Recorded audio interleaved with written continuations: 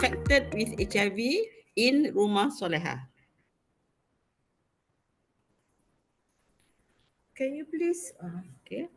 Rumah Solehah, a halfway house for HIV women infected with the virus, and also children infected and affected, was found in 1998, an activity of our Islamic Medical Association of Malaysia. It's with the virus. Can you see me? Can you see me? Sorry? Can you see me? We can see your slide, but we can't see you. Oh, but you can't see me, yeah? Okay. The physical aspect of care was handled together with the Hospital of Ministry of Health.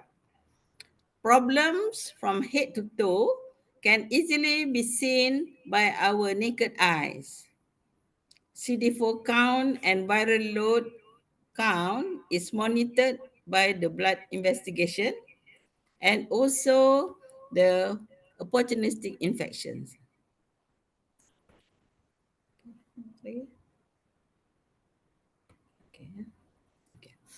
Talking about the opportunistic infection, HIV can affect the whole system, the 10 systems of our body from the head to the toe.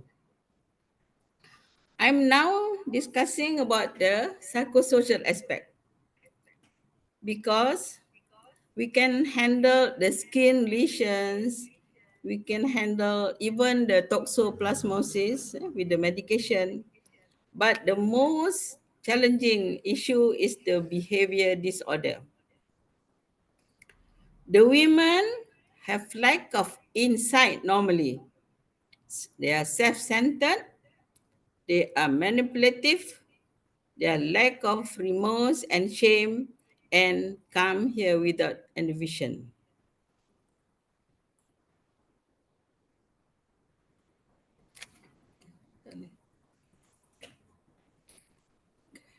Okay, tak ada dah. Those are the challenges. These are the challenges that we face. Yeah? The newly diagnosed HIV infected women come with shattered self-esteem, thinking they are near their deathbeds. An explanation must be given regarding the pathology of the disease and their life expectancy. The level of understanding differs. We are very sure of the mode of transmission. You know very well, it takes 1 liter of saliva to transmit the disease. And it takes another liter of urine also to transmit the virus. So we are very safe here. We have been operating for the past 26 years and nobody of the carrier gets the virus. But now we are talking about the challenges, the psychosocial aspect that really make us sometimes spend so much time thinking about how to solve the issues. Self-centeredness always causes frictions in the house, though each stay in their own room because we prepare each room for each case. Their degree of tolerance is very poor, being one of the reasons why they are abandoned by their families. They have been staying sometimes on the streets, and it is quite difficult for them even to share their grievances sitting on the chairs, with the table. Sometimes you have got to bring them out for them to ventilate their issues. Yeah, thank you. Okay. Dia yang kena. Oh, dia. Can you please? Okay. It's okay. So managing the issues. How we manage them? The manipulations needs skill to assess the truth of the information given. When they talk to us, We must be able to know, is it genuine or not. Some are pathological liars. They are able to camouflage very well.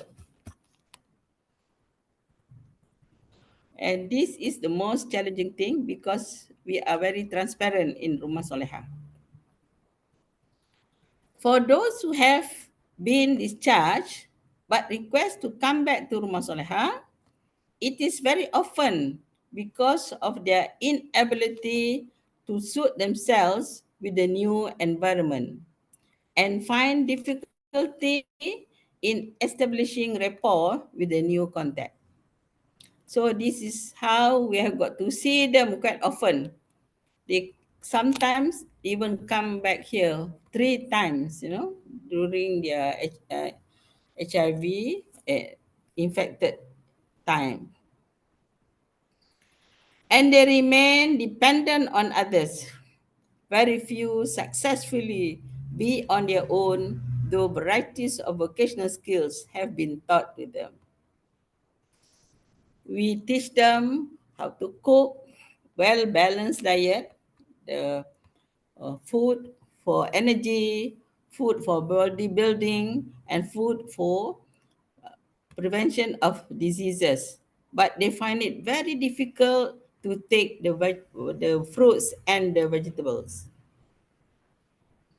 Without vision in life, the women always think of themselves. Before that.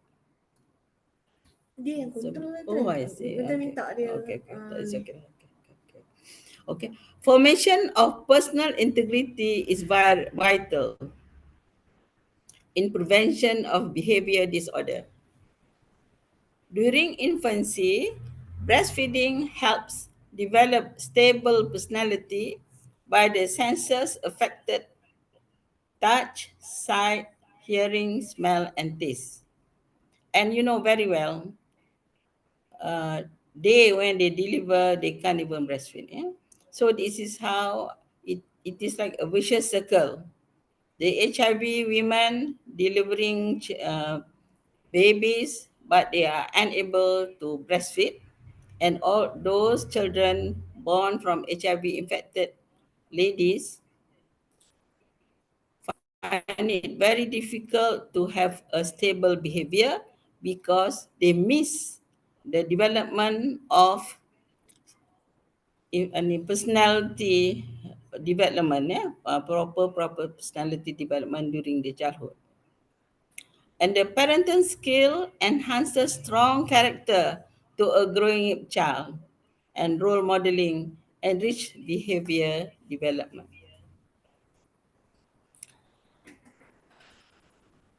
Next, please. The conclusion: women infected with HIV in Rumah Solehah are often lack of all these essential factors in their early childhood. For me and for Rumah Solehah, we personally think that behavior disorder can be prevented.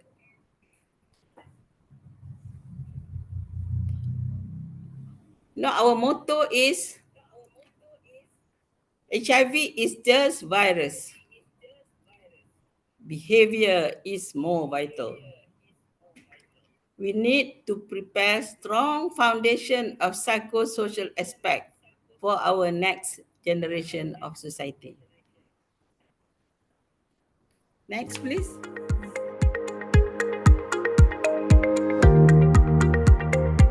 India, Jaipur, Rajasthan.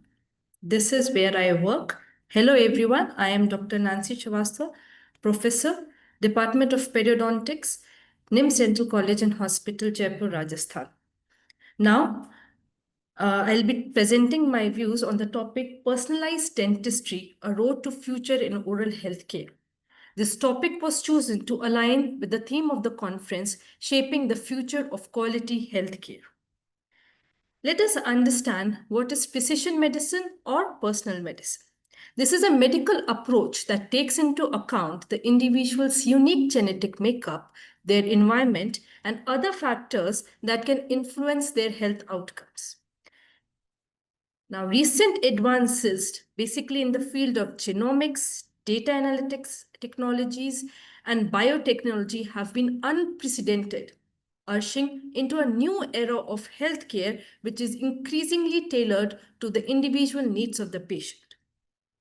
Now, this approach aims to provide, rather than one-size-fits-all approach, to a very tailored healthcare solution which is personalized to an individual. Which means now if we are randomly giving antibiotic to a patient, then now we are moving to a personalized treatment plan where that particular medicine will be individualized according to that particular patient based on their unique genetic makeup, based on their environment, based on their lifestyle, etc. So this shift of the personalized medicine is transforming the healthcare industries in several ways. Let us take a look how. One, it helps in early diagnosis and prevention of the disease. Personalized medicine allows healthcare providers to identify genetic mutations or variations that may increase an individual's risk of developing certain disease. By identifying these factors early on, healthcare providers can actually take a very proactive measures to prevent the onset of the disease or catch it at a very early stage when it is more treatable. Secondly, there's a tailored treatment plan, which means that the personalized medicine allows for more targeted treatment plans that are tailored to an individual's unique genetic makeup. By identifying the specific genetic mutations or variations, healthcare providers can determine the most effective treatment plan for a patient, avoiding a trial and error approach. Thirdly, there is always an improved patient outcomes. Personalized medicine can lead to improved patient outcomes by providing more effective treatment and thereby reducing the risk of adverse reactions. By tailoring the treatment plans to an individual's unique genetic makeup, healthcare providers can provide more targeted care that is better suited to the individual needs of the patient. While personalized medicine offers numerous benefits, there are also several challenges that are there in implementing this approach in the healthcare. One of the biggest challenges in implementing this personalized medicine is the cost. Genetic testing and other personalized medicine technologies can be expensive, which can limit the access for some patients. Additionally, some insurance providers may not cover the cost of these tests, making them inaccessible for many patients. Thirdly, with rise in this kind of genetic information, the genetic testing becomes more widespread. There are concerns about the privacy and security of genetic information, which is actually a very huge challenge. Additionally, there are ethical considerations around the use of genetic information, such as the potential for discrimination based on genetic predispositions to certain conditions. There is also very limited amount of data available on many genetic variations, which can make it difficult to develop the personalized treatment plans. As we know that we are new to this field, so we obviously have a very limited information about the genetics of the individual if we take into consideration the entire population of the world. So with this limited amount of data, it becomes difficult for us to make ways for development of the treatment plans which can be personalized for that particular patient. Moving forward, now, I am happy to share that this precision medicine can be extended to the oral health. These approaches based on the precision medicine can be extended to oral health, which is an essential component of general health, allowing for a deeper integration of oral and systemic healthcare. Worldwide, dentists have made a big cultural effort in changing the actual reactive therapeutic point of view belonging to the last century into a futuristic predictive one, where now we know that what prognosis one holds for that particular kind of oral disease. With these goals, transitional research is tasked with gaining a more comprehensive understanding of the factors underlying the oral health conditions, analyzing the human genome, the epigenome, the proteome, the microbiome, and other complex biological systems into a much detailed form. Progresses in the use of the saliva as a diagnostic medium has enabled the detection of both dental and systemic disease through potential indicators of heart disease, post-traumatic stress disorder, oral and non-oral cancers, immunodeficiencies, viruses, and many others. Advances in nanotechnology, which is latest in this field, will enable the development of the implantable biodevices in the oral cavity that can be used for both programmed and individualized drug delivery and also for the monitoring of the oral health. Now let us see the practical implication of this approach. Firstly, oral oncology, that is, the oral cancers may benefit from the personalized approaches, especially oral squamous cell carcinoma in its diagnosis and its treatment. Investigations based on the biomarker would make it possible to diagnose these type of carcinomas at a very early stage and stop their development. Moreover, once a type of tumor is ascertained, the oncologist or the oral pathologist could determine which therapy would be best tailored to the patient's genetic characteristics, thereby increasing the chances of the success of the treatment. Now, personalized dentistry could also be applied to early childhood caries, which are the most common chronic diseases in childhood. Indeed, their onset is undoubtedly related to the environmental aspects, as well as the individual aspects, such as the microbiome, the composition of the saliva, the immune defenses of that particular host, but is currently linked to the genetics of that particular individual, accounting to about 40 to 70% of the disease occurrence. So if we understand the genetics, we will be able to treat these early childhood caries in a very early stage, thereby making it useful for the children for their oral health in the future. Similarly, personalized dentistry may also have its application in the field of orthodontics, as the etiology of malocclusion is highly dependent on the genetics. Genomics do play a very increasingly important role in preventing and treatment of periodontitis, which is a polymicrobial infection whose clinical variability depends upon the genetic factors. Now, the personalized oral and dental care interventions described should therefore emphasize disease prevention through individualized rather than population-based surveillance. Also, the personal dentistry focuses on the active role of the patient, in which the patient is not the mere passenger to their oral health, but puts them in their driver's seat. In the end, I would like to conclude my topick by saying that the new road to the future of oral health basically consists of the futuristic 4 Ps, where the approach will be more predictive, more preventive, more personalized, and more participatory. Though there are challenges, but the road to the future of oral health looks promising and technologically very sound.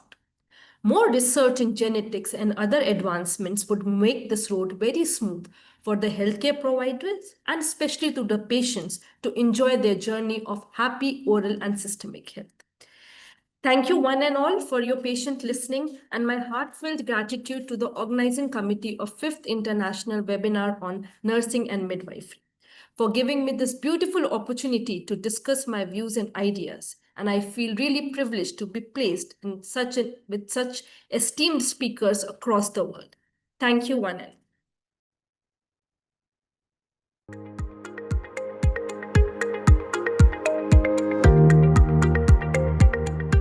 And also senior lecturer from UiTM Malaysia. I would like to speak on the crucial role of nurses in the evaluation and management of neurogenic bladder, which is a project which I'm on it currently, and we have some produced some modules which I would like to share.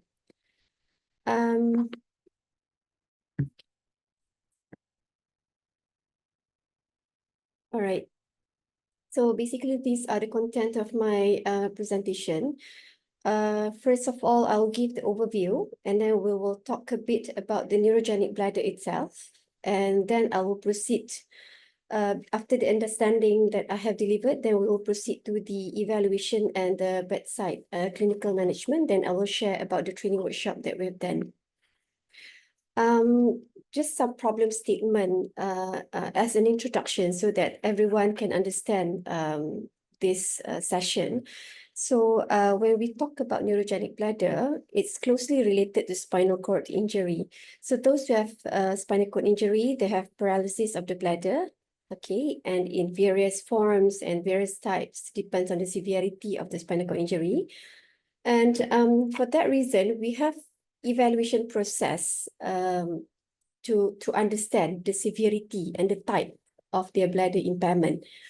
Okay, but the problems that we are having here in big hospitals in Malaysia, we have limited nurses who has post-basic in rehabilitation medicine. So the general nurses, so far they have no skill in male catheterization in terms of safety. Okay, probably because the majority of nurses here in Malaysia are female. Okay, so the male catheterization are mainly done by the doctors if there's no male nurse. And then the second issue is poor understanding of the neurogenic bladder itself from the nurses.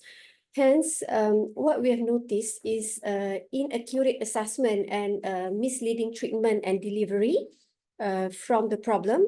And because of that, patients can develop secondary complications such as frequent leaking, bladder stone issues, and also kidney damage from difficulty in managing them, choosing the right management. And also because of that, it leads to increased morbidity of spinal cord injured patients, increased catheter burden, and reduce the quality of life. Okay, since neurogenic bladder is closely related to spinal cord injury, I'll just give a brief introduction on this.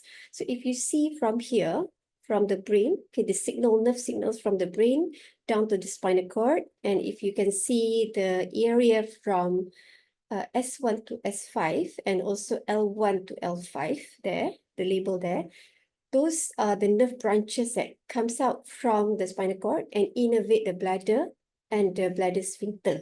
Okay, so just to give that understanding. So what happened in spinal cord injury? So spinal cord injury, first of all, can be divided into traumatic and non-traumatic cause. Okay, traumatic is like fall, motor vehicle accident, sports injury, and assault. So non-traumatic can be from infection, tumor, being malignant or benign, fracture, and also a disc disease.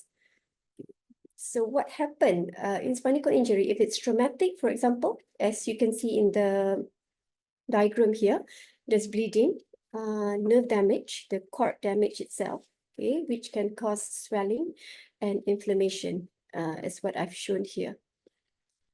All right, so just to also highlight here, the nerve signal from the brain down to the spinal cord and down to the organs is actually work like a one-way traffic kind of thing, from the brain down to the brainstem, to the spinal cord and out.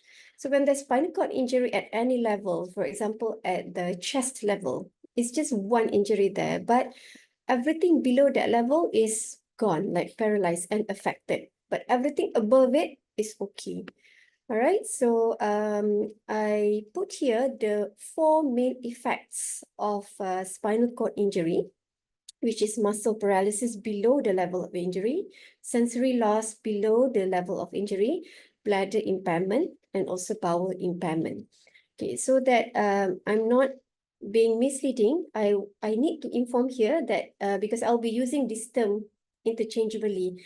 Currently, to be accurate, okay, we are using neurogenic lower urinary tract disorder. Why lower urinary tract, not only bladder? Because it's not only bladder, it's the bladder and the urethra, which is the bladder door, the sphincter. So not only the bladder, it's like 2 to 3 structures which are involved in terms of the impairment. Okay, a bit on the injury itself, okay, as what I've explained here. When there's interruption due to the spinal cord injury, the nerve signal from the brain that comes down, okay, comes down to the bladder and the sphincter, cannot pass through the injured area. Hence, the innervation is haywire. Okay, there's mismatch between the communication of the bladder and also the sphincter muscles, what we call it urethra. Okay, so that to make sure everyone can understand as I go further, I put here a bit on the urinary bladder physiology. Okay, just to recap. There are phases of our bladder. You can actually appreciate this when you try to imagine this or reflect this on yourself. Okay, first, the feeling phase, okay, the bladder feeling phase, where during the bladder feeling phase, the bladder muscles, which we call it detrusor, it relaxes, okay, and the door, which we call it sphincter, it contracts to close the bladder, okay, and then we will have that second phase, which is first sensation to void, okay, the normal first desire to void when it is about 150 to 200 mils, okay, and then the third one, we will have normal desire to void when it's about 300 to 400 mils, but we can still control from leaking, okay, like normal people who do not have bladder impairment, we can control, okay, we do not have to wear diapers or pads and so on, we can wait until we reach the toilet, right? So, and then the fourth phase, when we reach a place, normally the toilet bowl, to pee, then the bladder will contract and the door will open. The sphincter will relax. Okay, that's normal physiology of the bladder. All right, so what happened in bladder impairment? Okay, there will be loss of the urinary tract physiology, okay, where there's miscommunication between the bladder phases. Okay, and loss of the normal bladder function.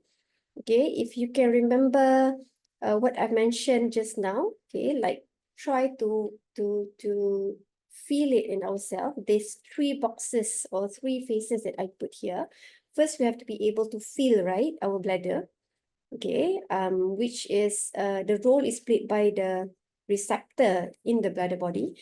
Second, we can control it from leaking. Okay, and then we can pee, we can void when the time comes.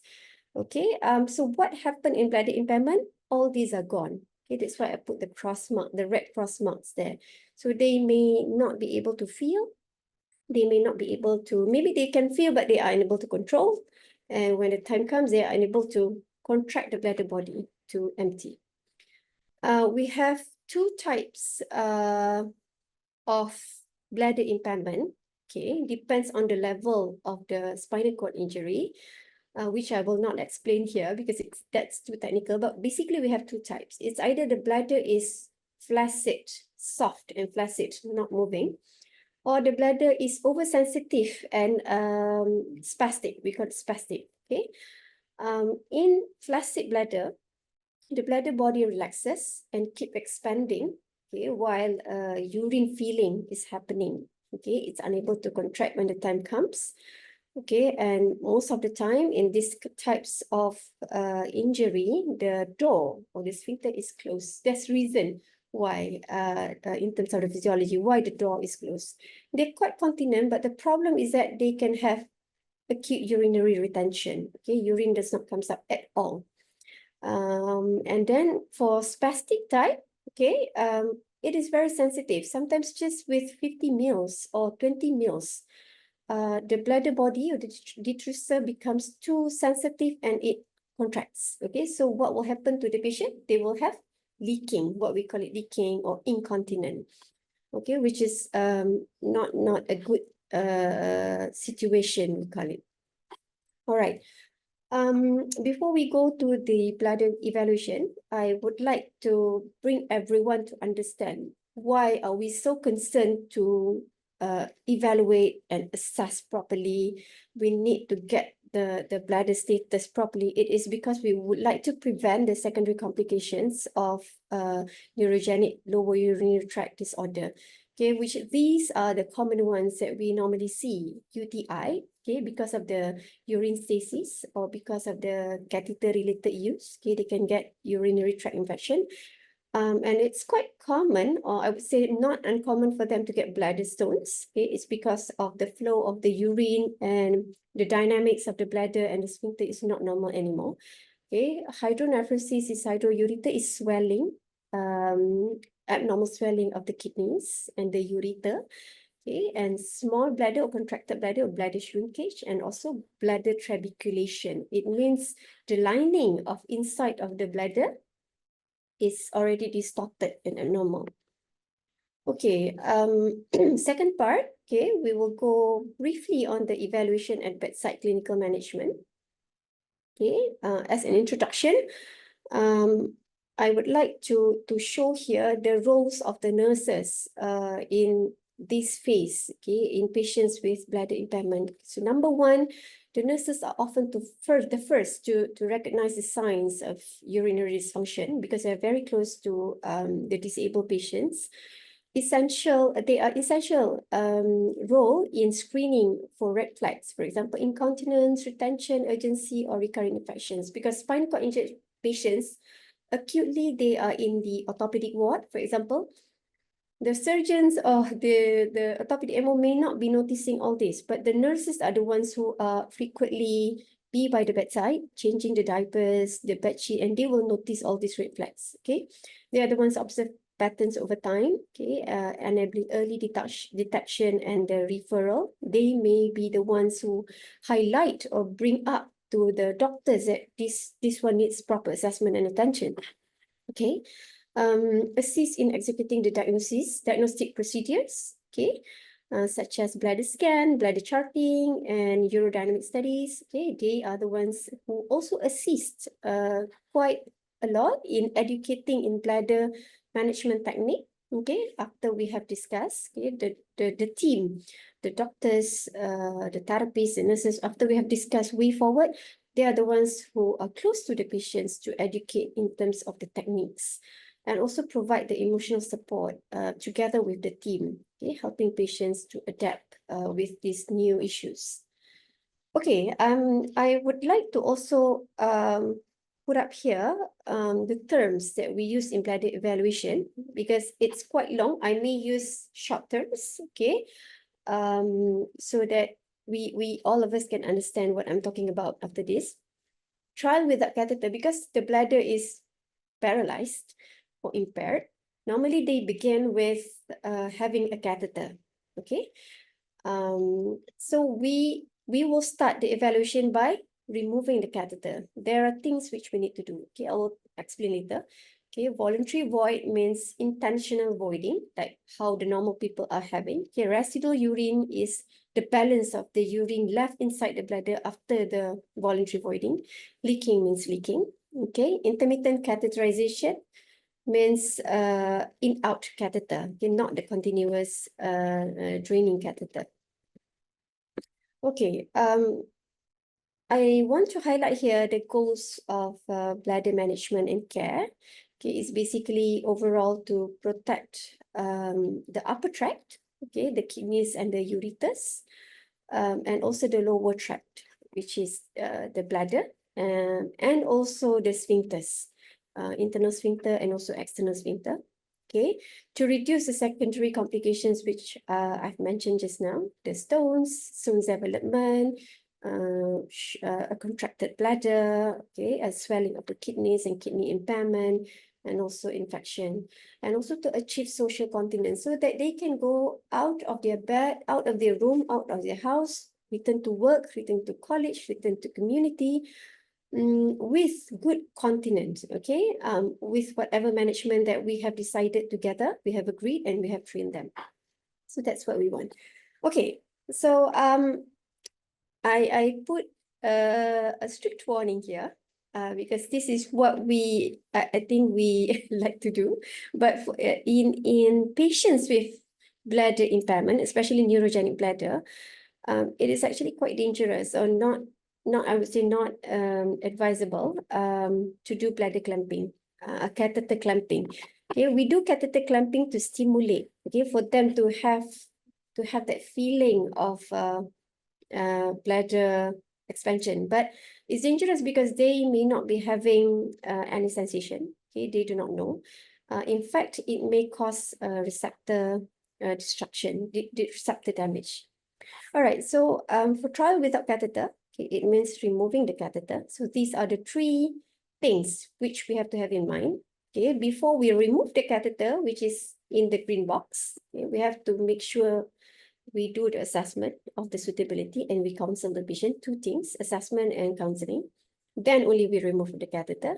Then only we continue the assessment process and decide on and follow up with the management. So in terms of the assessment, okay, two things that I said just now before we remove, assessment and counseling. So these are the 4 items which we have to check, we have to ensure that they fulfill, okay, before we decide to just remove. Okay, sometimes, you know, patients are like 5 days or 1 week post spine operation. So we decide to remove the catheter. But sometimes patients are not yet ready, not stable. They are not fully alert, or they are having fever. They are unable to rise up to sitting position. So that will be a challenge for us to do a proper assessment. Okay, so the criteria is medically stable, okay, physically allowed to be positioned, having a good cognitive function where you are able to communicate with them and get their input, listen to what they have to ask, okay, able to tell if they feel or don't feel, if they want to pee, okay, and number 4, is very important. They are able to understand why you want to remove the catheter and what is it that you want to assess after removing the catheter. Okay, and they are able to discuss, understand and discuss and decide the subsequent bladder management if they fail the trial without catheter. So in terms of counseling, okay, we counsel them the reason, okay, that we want to see if the bladder is okay, is it normal, they can pee, or not okay, they need some catheterization, they can pee on their own, okay, and we explain the assessment process, which involve patient needs to inform if they fail to pee, because we have to mark, we have to document, okay, if there's any leaking, or they feel that they want to void, okay, because we want to be ready to measure. Okay, and then the nurse will measure the voluntary void volume, okay, and immediately do the residual urine measurement, okay, and then after a maximum of 6 hours, if there's nothing, we will do catheterization. It means they do not feel, but they have drink enough. It means maybe they failed the trial without catheter. The bladder is just like keeping quiet. Okay, and then we have to discuss with them the management options. If they fail, which means they need catheter, what is it, the next decision? All right, so the options, when we say options, so these are the 3 options if they fail the trial without catheter. Okay, number 1 is intermittent catheterization, self-intermittent, clean intermittent, CISC is clean intermittent self-catheterization 4-hourly. Okay, they are to do on their own. Second option is intermittent catheterization done by caretaker. Okay, the third one is put back the CBD, the continuous bladder drainage catheter, the indwelling catheter. Okay, so these 3, the doctors like me, I'm the rehab physician, I am to advise them based on the criteria of the spinal cord injury or the condition that they are in, which one is most suitable, okay, so that they are not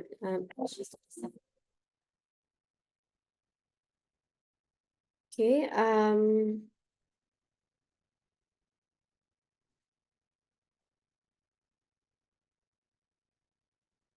I cannot move to the next slide. Okay, all right, so throughout the assessment, what can happen during the trial without catheter?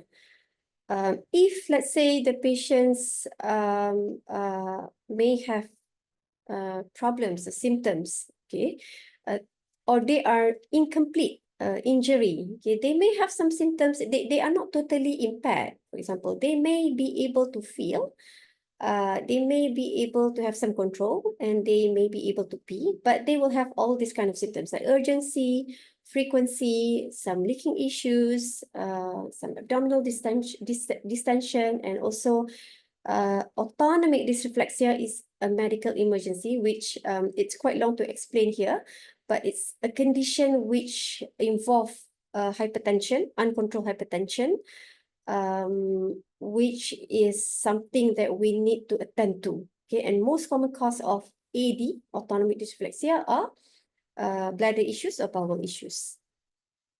All right.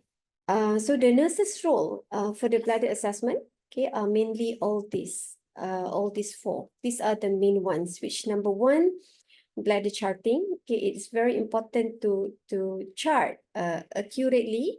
Okay, the fluid intake, the urine output, if there's any leaking, the time of the voluntary void and the volume, and the time of the residual volume assessment, and also the volume itself. Okay, because in accurate assessment, when we judge from the chart and we decide, we may decide on the wrong management. Okay, and then the bladder scan. Okay, it's either from using the bladder scan machine, okay, or using the catheter. Okay, it's either one. That's why I put the bladder scan to measure RU, or intermittent catheter to measure RU. And lastly, to assist in voluntary voiding and also charting for the patients. Okay, I think those are the highlights about nurses' role for neurogenic bladder evaluation management. So I just would like to share that we have, because of the problems, we came up with a training workshop for the nurses, okay, that we've done in our hospital. And we even give a name for it, SMART, which is Skills Management and Response Training of Neurogenic Bladder for Healthcare Providers. So if you see from the photos, the first photo on the left is basically my post-basic nurse, head nurse in my department, is training them on male catheterization. Okay, they did, what I understand is all nurses do learn this during their training, but it's not a norm of practice for the general nurses unless they have post-basic training in certain units and field. Second photo, the whole group that underwent the workshop, and the third one is me there with my medical officer and also the matron, training the ward nurses on charting, how to chart properly based on case discussion that we put in. And also lastly, we have produced the module book from the workshop. We produced a book module, which we also delivered and collaborate and share with the nurses from the Ministry of Health. So these are the group of nurses under different ministry, which is Ministry of Health. An outcome from the training, okay, it improved knowledge. These are the feedbacks that we see from the workshop participants, and also what we see from our patients' outcome. Okay, complication prevention, reduce hospitalization of like leaking issues, abdominal distension, and also infection. Okay, and lastly, better quality of life. And these are my contact information. If you would like to contact me for potential training collaboration or research collaboration. That's all from me. Thank you.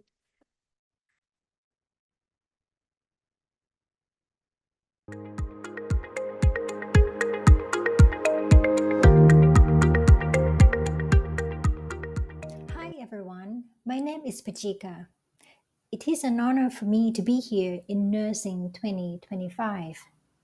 Today, I'm excited to share with you an encouraging piece of evidence that underlines that plant-based diet is indeed a powerful tool for lifestyle medicine. But today is not so much about Mediterranean diet, but it's about Thai cuisine. Here, I'm presenting to you the results that we found from our randomized control trial that studied the effect of healthy Thai diet on health indices in NCDs.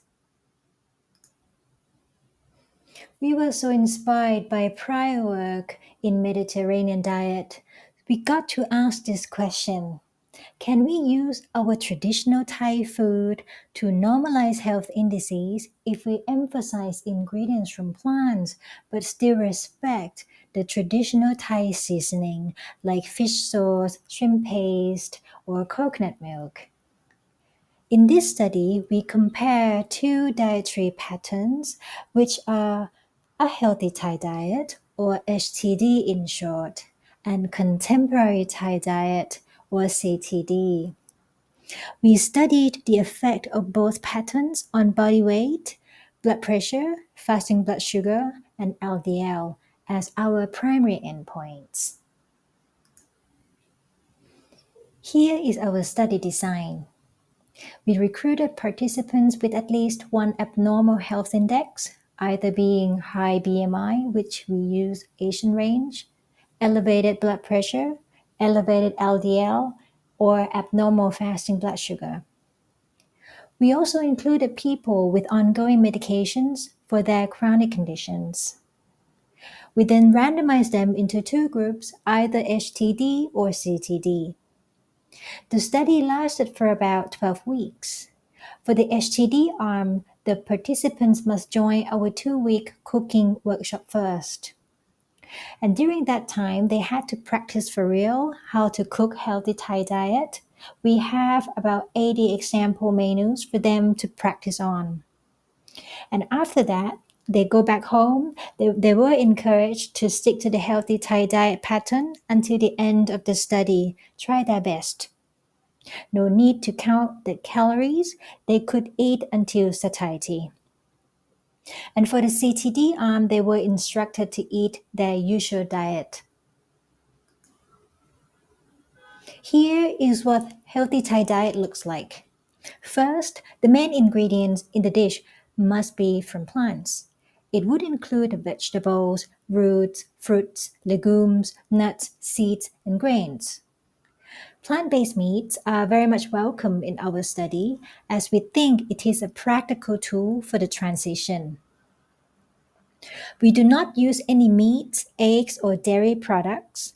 Thai cuisine rarely uses dairy anyway, but we want it to be clear up front. And for the culinary seasoning part, we maintain the typical Thai seasoning like fish sauce, coconut milk, shrimp paste. Thai herbs and spices are highly encouraged. Here is the demographics across the two arms. The majority of our participants were female. In terms of age range, most of them were in their 50s or 60s. This is the overall health status at the time when the study began. I break it down by the key health indices. About 60% of them were either overweight or obese. Half of them had elevated blood pressure, and half of them had elevated LDL. And about 40% had an abnormal fasting blood sugar. Let's look at the result. In the first 2 weeks, the average body weight of the HTD group went down quite consistently. Overall, it went down by 2 kilos on average. And during the cooking workshop, we had quite a good opportunity to track their daily body weight. Since this was an on-site workshop, we can confidently say that the adherence rate of the diet change was 100%. Let's look at the systolic blood pressure during the first 2 weeks. On average, it went down by 10 points. Just like the body weight, we tracked the daily blood pressure every morning during the workshop period. The response was quite impressive. Now we learn that it only takes days for the systolic blood pressure to come down after the change of the diet. Now let's compare the results at week 12 between the two arms. In this table, we are particularly looking at the participants with an abnormal BMI at the beginning of the study. The HTD arm achieved a reduction of body weight by 4 kilos, but the CTD arm put on weight. The difference between the two arms was statistically significant. We are looking at the change in the systolic blood pressure of those who had an elevated value at the beginning of the study. The HTD arm experienced a reduction by 30 points on average after 12 weeks. The CTD arm experienced some reduction, but it was not significant. And the difference between the two arms were again statistically significant. After 12 weeks of diet change, the LDL level went down by about 34 milligrams per deciliter for the HTD arm. Though we also observed some degree of reduction in CTD, but it was not significant. Also worth taking note that the reduction of LDL in healthy Thai diet was already noticeable after the first 2 weeks of the diet change. For the participants who were on diabetes drugs, if they were on oral medications, we reduced their medication to a single type, for example, just metformin alone. If they were on insulin, we asked them to reduce the dose by 30% before they started their diet change. This was to prevent hypoglycemia. In this table, we focus on the fasting blood sugar trend within the healthy Thai diet group. We can see that their fasting blood sugar level remained somewhat the same between week 0, which is the baseline, and week 12, even though the medication was either reduced or discontinued. We conclude that this diet change allowed them to reduce their medications. Among several secondary endpoints, the change in the gut microbiome was one of the parameters of interest. We analyzed the change in the metagenomic study to study the effect of the diet change. To your left, we can see that switching to a healthy Thai diet results in a significant effect on the gut microbial population. The change of the diet changes the composition of the key phylum. We also observed that short-chain fatty acid producers increased their abundance at week 12. Lastly, we also observed an improvement in kidney function. It was not our primary endpoint, but the improvement in eGFR was significant in the healthy Thai diet arm. We also observed a reduction in high sensitivity CRP in the HTD arm, and it was significant change from week 0 to week 12. The healthy Thai diet may have an anti-inflammatory effect, and this could serve as a new hypothesis for a future study. Take-home message. This study demonstrated that healthy Thai diet is effective in normalizing the key health indices in NCDs. It allows people living with diabetes to reduce or discontinue their medications. The diet emphasizes ingredients from plants but preserves Thai signature through traditional Thai seasonings. We believe that keeping the taste the way they feel familiar while swapping meats for plants helped their transition. Since the diet doesn't require calorie counting, they could enjoy their food. The diet may help encourage adherence and in turn contribute to positive health effects observed in the study. Thank you very much.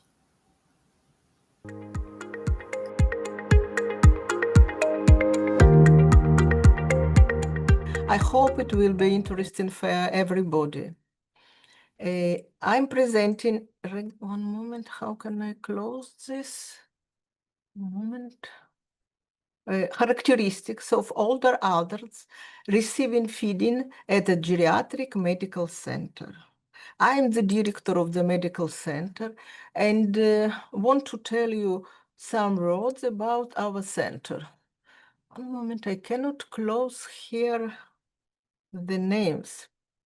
It is a relatively big geriatric hospital with 9 departments. The hospital receives patients mainly with acute diseases. This was very special for the geriatric hospital all over the world. We receive only acute diseases. Also, we have 3 nursing chronic departments and 2 rehabilitation departments. Aging population is increasingly global.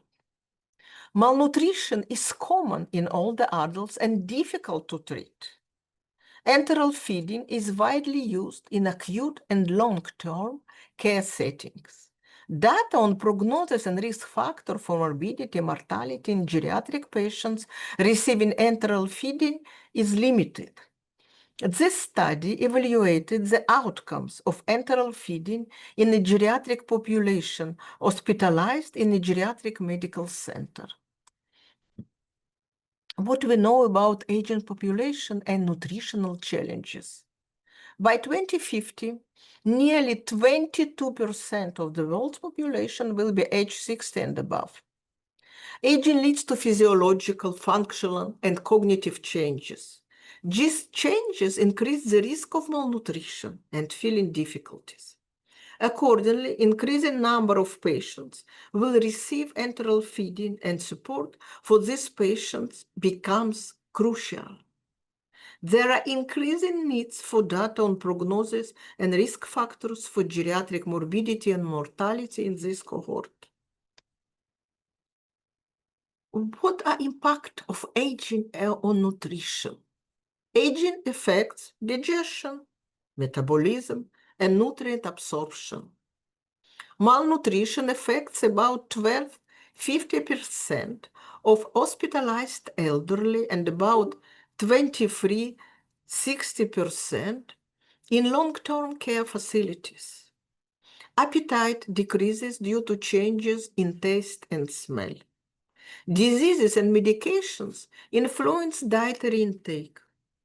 Physical inactivity leads to muscle loss and frailty.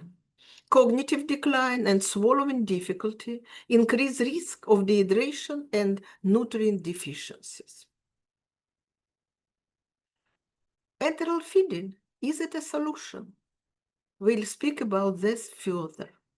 Enteral feeding provides a way to maintain nutrition when oral intake is inadequate. Enteral feeding is used in conditions such as stroke, neurodegenerative diseases, chronic diseases affecting food intake and digestion. Enteral feeding helps prevent complications such as pressure ulcers, infections, and muscle loss, dehydration, and nutrient deficiencies. Indications for enteral feeding in elderly. Severe swallowing disorders as dysphagia. Advanced neurodegenerative diseases such as Alzheimer's, Parkinson's. Chronic diseases leading to malnutrition, COPD, cancer, and others. Post-stroke with impaired swallowing function. High risk of aspiration pneumonia during feeding. What are the types of enteral feeding tubes? It can be nasogastric tubes, percutaneous endoscopic gastrostomy, we called it PEG, jejunostomy tube, used when gastric feeding is not possible. Choice depends on patient's condition, prognosis, and expand duration of tube feeding. Do not forget patients' and families' preferences. We must always ask the preferences. Short-term feeding up to 4 weeks and long-term feeding more than 4 weeks. What are the benefits of enteral feeding in elderly? We can find such benefits as maintains nutritional status in patients unable to eat orally, reduces risk of aspiration in patients with dysphagia, can be tailored to meet specific nutritional needs, may improve survival in selected patient populations. Is it so? We know per literature and researchers that it's not always so. Challenges and risk of enteral feeding, aspiration pneumonia due to regurgitation and reflux, infections, local infections at tube insertion site, diarrhea and gastrointestinal issues, formula intolerance, psychological impact, loss of oral intake enjoyment, ethical considerations, patients' autonomy, and quality of life. What we can see in dementia patients. Controversial topic due to lack of clear survival benefit. Often used in advanced dementia due to dysphagia. Can lead to increased distress and restrain use. Palliative approach may be more appropriate in some cases. Ethical considerations in enteral feeding for elderly, the most important issue. Is enteral feeding always beneficial? No. Advanced care directives and patient wishes, not always we have. Quality of life versus prolongation of life. We know that quality of life with tube feeding is reduced. Decision-making by families and caregivers, guidelines for withholding or withdrawing enteral feeding. Advanced care plan and enteral feeding. How can we plan? What is essential? It helps align treatment with patients' wishes. Should be discussed early with patients and families. Legal frameworks differ by countries. Advanced directives should include feeding references. Role of multidisciplinary team in enteral feeding. Geriatrician, assess needs and suitability for enteral feeding. Dietitian, plan individualized nutritional requirements. Speech therapist, evaluate swallowing ability. Nurses, manage tube care and prevent complications. Social workers, support family and ethical decision-making. You can see here our team, physician, nurse, social worker, dietitians, speech therapists. Enteral feeding formulas and nutrition in elderly. Selection depends on patients' clinical and nutritional needs. We have standard formulas, balanced micronutrients for general use, high protein formulas used for patients with pressure ulcers or wounds, diabetic-specific formulas, low in sugar and high in fiber, renal formulas, low in potassium and phosphorus for kidney disease. Research gaps and study importance. Limited research on the long-term outcomes of enteral feeding in elderly. Need for evidence-based guidelines to improve clinical decision-making. Our study aims to provide data on prognosis, mortality risk factors, and quality of life. Findings may help inform caregivers and medical professionals about enteral feeding strategies. Our work was published in BMC Geriatrics Methods. It was a retrospective cohort study performed at the Geriatric Medical Center, included patients receiving enteral nutrition.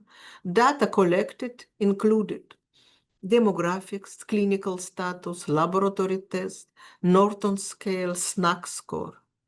Outcome, was in hospital and post-hospital mortality. What we use, Norton scale. It is pressure ulcer risk assessment tool. It comprises 5 elements: physical condition, mental health, activity, mobility, and incontinence. Patients are categorized based on their Norton scale scores into 4 groups: Norton less than 10, very high risk; 10, 14, high risk; 14, 18, medium risk; and Norton more than 18, low risk. And the second scale, short nutritional assessment questionnaire, SNAC. Score is a validated tool used for malnutrition risk assessment and comprising questions about weight loss, appetite, and food intake. Study objectives. Evaluate the prognosis of all the adults receiving enteral nutrition in a geriatric medical center. Identify key risk factors for mortality in this population. Provide data to guide decision-making for patients, caregivers, and physicians. Compare mortality rates between general hospitals and geriatric medical centers. Here you can see flow chart. Between a 1-year period, a total of 9,169 patients were admitted to the hospital. 82 were receiving enteral feeding on admission. 41 started enteral feeding during their hospitalization. For 1 patient, we had no data. 95 had nasogastric tube feeding, and 29 had percutaneous endoscopic gastrostome. May 3 of 4 patients were finally included in the analysis. You can see table association of demographic and clinical characteristics with mortality univariate survival analysis. You can see a significant correlation was found between marital status. It was very, very interesting. See here. Divorced and widowed individuals exhibited a high mortality rate. Sex and number of children did not yield differences in the mortality rate. CVA, fever, pneumonia, UTI, cellulitis, type of inserted tube, type of nutrition, the number of chronic illnesses, and the number of medications did not yield statistically significant differences in the mortality rate. Among the chronic illnesses, you can see here, pressure ulcers, oxygen use, and fever showed significantly associations with mortality rates. See, you can hear Kaplan-Meier cumulative survival curves of patients receiving tube feeding before or during hospitalization. And you can see no differences were found in the patients receiving enteral feeding prior to their hospitalization and those with new hospitalization. In this table, we show blood tests that only RDW and phosphorus showed significant differences. Cox proportional survival curves for mortality risk factors during follow-up multivariable analysis results. You see here 3 graphs. All models are adjusted for sex, age, feeding, marital status, pressure ulcers, hypothyroidism, oxygen use, fever, and cause of hospitalization, sepsis, and neoplasm. During the follow-up period, starting from the time of feeding tube insertion, that was before during hospitalization, widowed and divorced here individuals exhibited a striking higher mortality rate. Patients with fever and used oxygen exhibited a high risk of mortality, but the difference was not so big as here. Risk factors for mortality in the first year follow-up by multivariable analysis results. The 1-year follow-up analysis specifically focusing on outcomes following feeding tube insertion. In this analysis, similar trends were observed. Men, widowed, and divorced individuals exhibited significantly elevated risk of mortality. Neoplasm was associated with a notably high risk of mortality. However, the number of patients was low. RDW level exhibited an increased risk of mortality, while hypothyroidism and low lymphocyte percentage showed a decreased risk. As what we can learn from this study, mortality in the geriatric hospital was lower than in general hospital, but still high. Quality of life may be poor due to comorbidities and high medication use. Marital status strongly linked to survival. Suggestion, social support is crucial. RDW and oxygen use may be potential prognostic markers. We need better decision-making tools for caregivers and physicians. Enteral feeding in geriatric centers showed better short-term survival. However, long-term prognosis remains poor with high mortality. Strong support system and advanced care planning are essential. Further studies needed to assess quality of life and refine enteral feeding protocols. Thank you. If you have some question, I'll be happy to answer.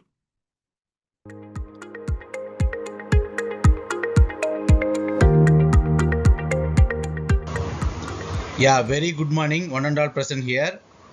I am Dr. Muthukumar, Dean R&D, the Oxford College of Pharmacy, Rajiv Gandhi University of Health Sciences, Bangalore, Karnataka, India.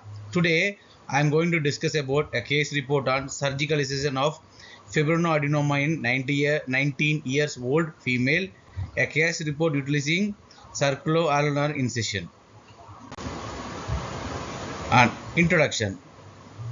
Fibroadenoma is the most prevalent breast cancer among teenage girls throughout occur at any ages, primarily affecting individuals between the 20 to 40 years old.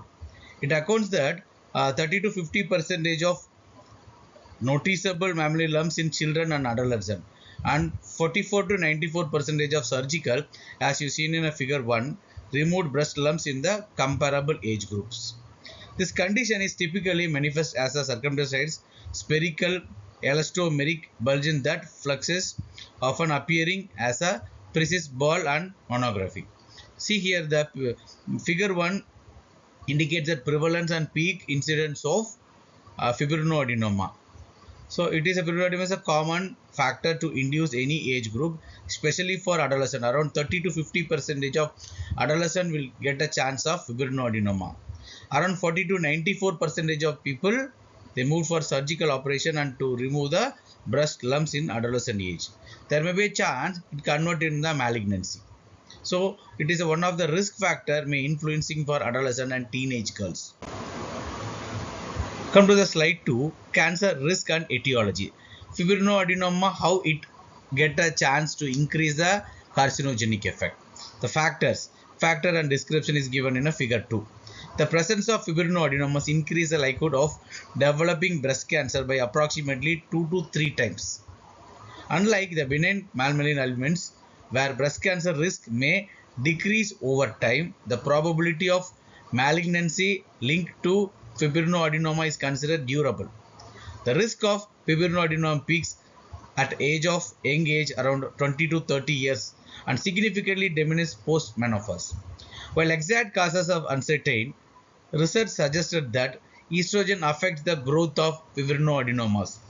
Factors such as using estrogen, progesterone, birth control pills before retirement and have a more live births may reduce the risk and incidence of fibroadenoma as given in figure 2. A study also indicates that relationship between the number of fibroadenoma cases and the body mass indexes is closely associated with fibroadenomas. As you can see the figure 2, factor and description of fibroadenomas. The presence of fibroadenoma increase of breast cancer likelihood, malignancy link durable probability, age factor peak at 20 to 30 years old dimension and post menopause. Estrogen affects the growth of fibrinodenomas. Estrogen, progesterone and birth control pills may reduce the incidence of fibrinoadenoma. Increase the live birth may the chance to reduce the incidence of cancer risk. And BMI also play a major role, and etiological factor may influencing fibrinoadenomas is converted in a breast cancer. So come to the third slide. It's a presentation of my overview, means my case report overview. This presentation is deal with 19 years old female who presented the movable lumps in her left breast discovered during the self-administration. As you can see the figure 3, the patient got self-examination to identify the movable lumps in left breast. So lumps are discovered. The initiated the assessment by meeting a doctors. The patient visited to the doctor and lumps palpated, ultrasonography ordered. So medical evaluation is happened. Ultrasonography, they started with lesion is identified. Ultrasound revealed that well-defined movable lesions. The doctors are suggested, that means movable lesions up to 3 into 2 centimeter in the left breast, which is a film and mobile. Then they started with the microscopical identification to confirm the diagnosis of fibrinoadenoma. After that, the concern with the surgeon, they started leaving for the multidisciplinary approach, discussed with the many people. After that, they suggested for surgical excision, and the lesions were removed by giving a circummellar and surgical process. And smooth recover they get a patient to diagnosis after the surgery. There is no complications, and further take a follow-up to maintain to reduce the patient complication after the surgery. This slide reveals that the figure 4 ultrasonography of the left breast with well-defined homogeneous hypoglyc solid lesions. It is a measurement approximately 3 into 2 cm in the left breast. The lesion appeared firm and was movable upon palpations, as you can see in the figure 4. There is evidence of two well-defined homogeneous hypoglyc solid lesions with smooth margins and high resistant type of internal vascularity at the left breast to 2.8 into 2 centimeter at the 10 o'clock position and 1.1 into 0.9 centimeter at 4 o'clock position. Positively, the typical they identify breast parenchyma carcinogenic is disordered. The following the clinical diagnosis of fibrinoadenoma, the specimen excision or biopsy were initiated. It was accompanied by the presence of brownish nodal mass around 2.5 to 2 into 1.5 centimeter. The microscopical investigation is revealed that the breast tissue proliferation and compressed duct and ductless separated by fibrocollagenous stroma. In addition to the medical finding, the patient, that 19 years old female, disclosed a significant ancestral root of breast disease, with her mother having previously undergone the surgery, removal of the breast lump. So it indicates that the patient having a genetical factor may influencing for fibrinoadenoma. The familial history raised concern about the potential heredity predisposition to breast condition and further underscored the importance through the evaluation of management. Even the combination of clinical and family history finding a multidisciplinary approach involving the breast surgeon is adopted. Come to the next slide. The figure 5 represents the overview of case reports. After the thoroughly discussion, the available treatment option, it was decided to proceed for the surgical excision of the lesion to confirm the diagnosis. The surgical intervention involving a circular well incision on the left breast is validated for its cosmetic advantage and minimal scarring potential. So initially ultrasound will help to identify the differentiate between the harmless and malignant breast residue. The core needle biopsy is done. The biopsy is performed to confirm the classification of that which kind of the carcinoma, followed by age and medical signs also consideration. Patient age and medical signs influencing the oversight of fibrinoadenoma, and followed by non-palpable spots were monitored for the up to the 3 years. Papular scarring, also the surgically removed with the brief monitoring. Benign breast cancer carcinoma is treated with various surgical options, followed by osteocarcinoma fibrosis is with regional excision. Youthful fibroadenomas may require more thoroughly and psychological impact of young woman is addressed with expertise surgical practice. The post-operative course was uneventful and the individual was discharged by the day following surgery. The follow-up examination revealed no evidence of metaplastic changes. Come to the discussion part. It is diagnosed primarily through the ultrasound imaging, often followed by core needle biopsy for confirmation of differentiation from other tumors. Non-palpable lesion typically require monitoring for follow-up for 3 years, while palpable lesions generally necessitate surgical excision. The treatment can range from the local excision and simple mastectomy with the regional excision preferred by pylorus tumors. The juvenile fibroadenomas may recur, potentially requiring more extensively surgical intervention. The young woman may experience concern over the breast asymmetric or under development, underscoring the importance of specialized surgical care. As you can see the figure, the overview of treatment, follow-up and management. The clinical diagnosis followed by specimen diagnosis, microscopical examination, familial history, multidisciplinary approach, surgical excision, post-operative courses. So these are the overall discussion of fibrinoadenoma, how to diagnosis and manage and involving the treatment of that particular case history. And follow we come to the management. The removal of fibrinoadenoma is crucial and should be followed by appropriate treatment to ensure the effective result. During the procedure, the medical removal, surgical removal of the fibrinoadenoma step 1, and followed by they are giving an analgesic and antibiotic fentanyl and carbidopa injection is administered to control the pain and fever. Followed by they use some anti-inflammatory steroidal, the post-operative therapy for dexamethasone is administered.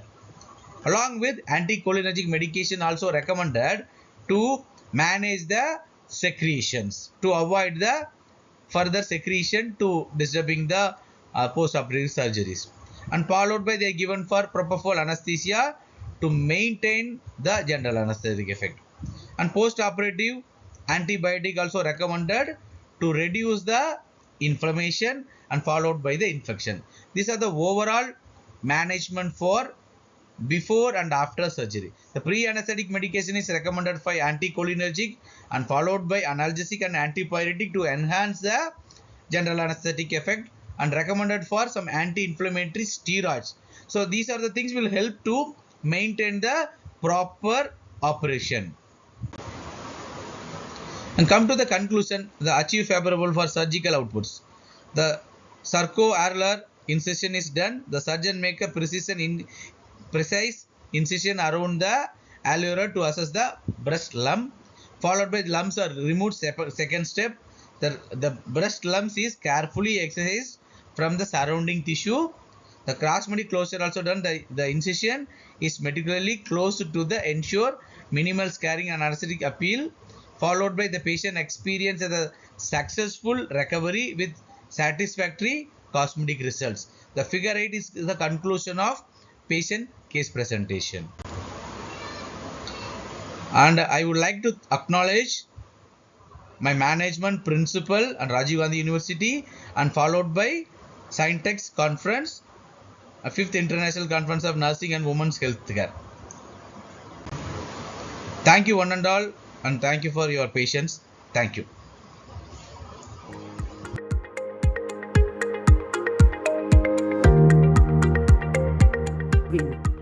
The title of my presentation is Predictive Value of Cerebral Ferritin in Cognitive Assessment of Patients After Acute Central Nerve System Infections.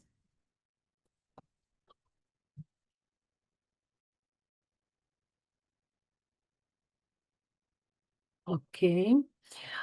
CNS infections present a unique challenge to clinicians due to significant morbidity and mortality and the risk of long-term sequelae.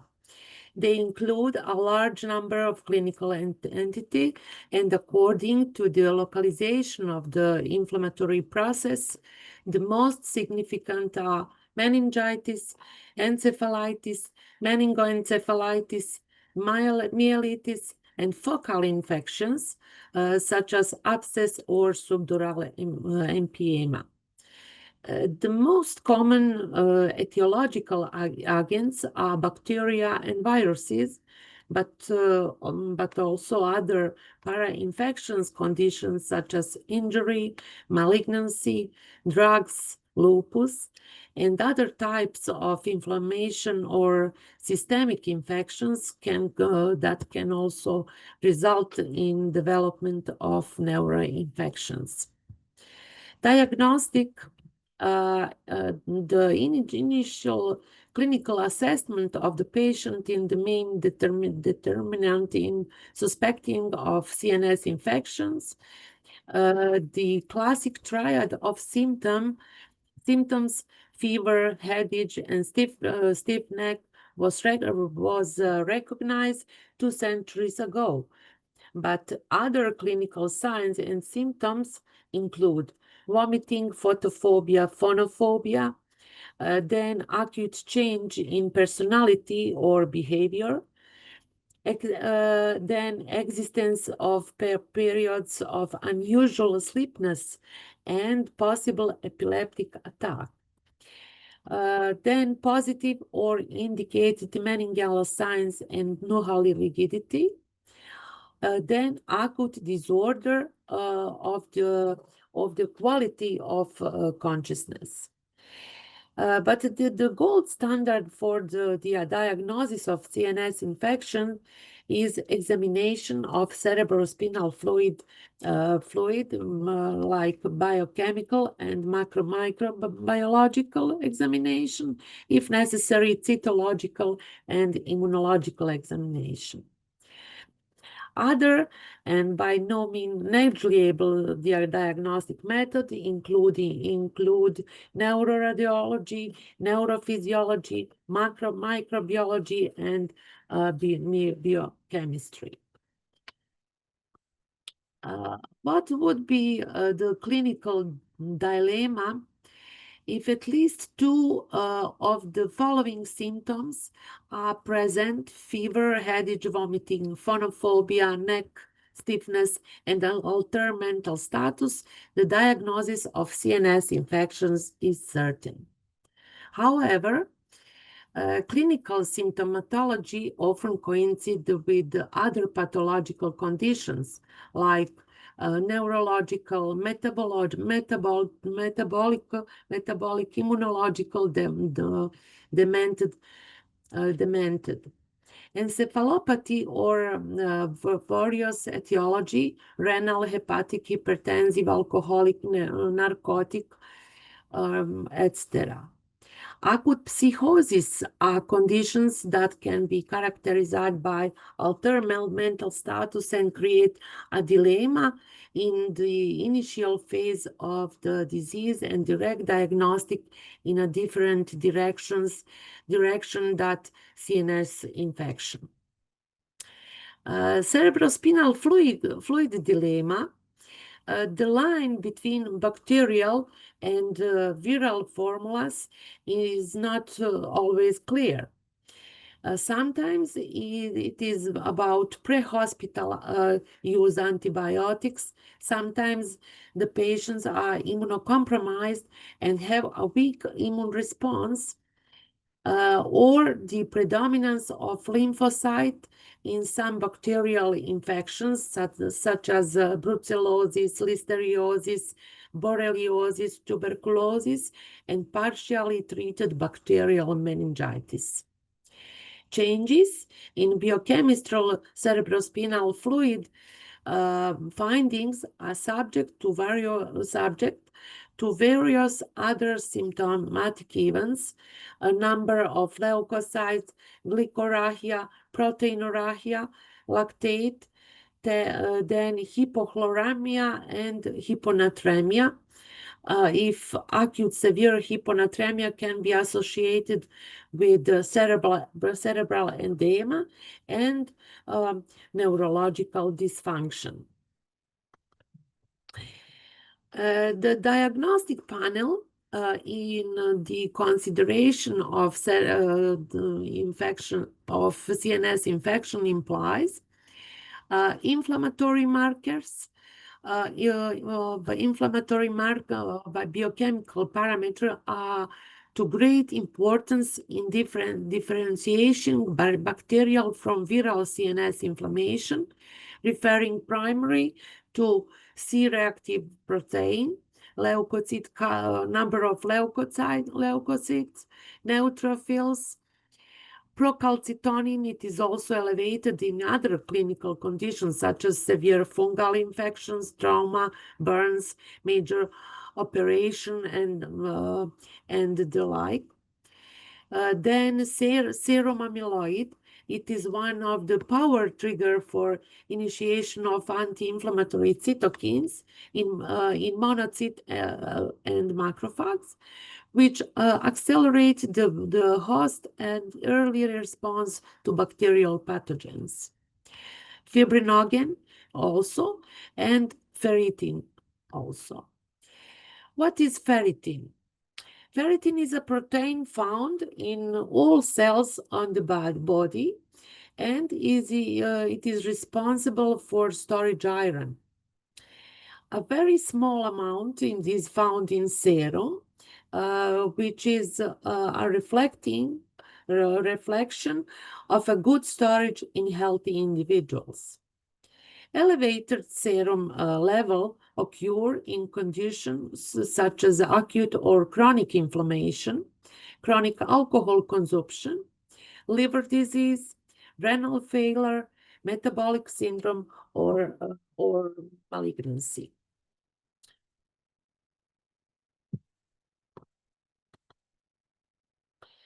Objective of the research is to examine the predictive power of the ferritin protein on the impact of degree of cognitive impairment in patients who have suffered from CNS infection. Certain tasks were set: evaluation of cerebrospinal fluid finding from 3 etiological groups, purulent or viral CNS infection, and the group with normal cerebrospinal findings calls meningismus. Evaluation of cerebrospinal fluid ferritin values in the 3 analyzed group on the impact of the degree of cognitive impairment in patients who have suffered from CNS infections. The research is a retrospective, prospective, analytic, and clinical study conducted in the Clinic for Infection Disease Clinical Center, University of Sarajevo, over a 3-year period. The entire sample was divided into 3 groups with 30 subjects each. We used the SPSS system for Windows to analyze the data. You can see a table, sample distribution according to working clinical diagnosis. Patients who had meningismus dominated, 30 of them, followed by those who were managed as meningoencephalitis, 27, meningitis 24, encephalitis 6, and abscess is only 3.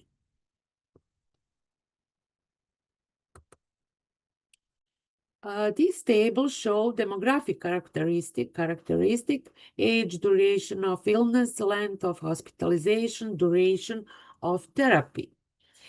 The age limit is comparable for all 3 examined categories. The average time of illness until hospitalization, measured in hours, for subject with purulent CNS infection is 19 hours, for subject with viral 24, and for those with meningismus 63. There is a significant deviation for the category of meningismus in relation to the two examination categories. Patient with purulent CNS infection had the longest hospital period with a duration of 29 days compared with those with viral only 14 and meningismus 11 days. The average duration of therapy, antibiotic or antiviral therapy, was also the longest for subjects with purulent CNS infections and amounted of 19 days, while for those with viral infection, it was only 12, and for those with meningismus, only 8 days.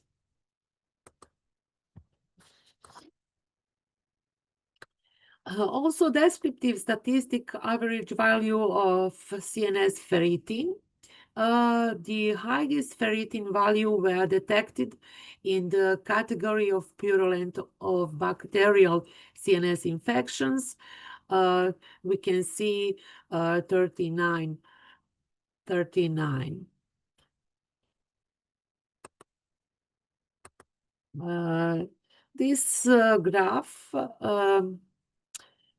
This graph show average value of ferritinorrhea in relation of the studies group. The some cross-class test showed that that there is a statistically significant difference in the average value of cerebrospinal fluid ferritin between the three examined group. The Mann-Whitney U test showed that these differences were not statistically significant between the group of viral CNS infections and meningismus.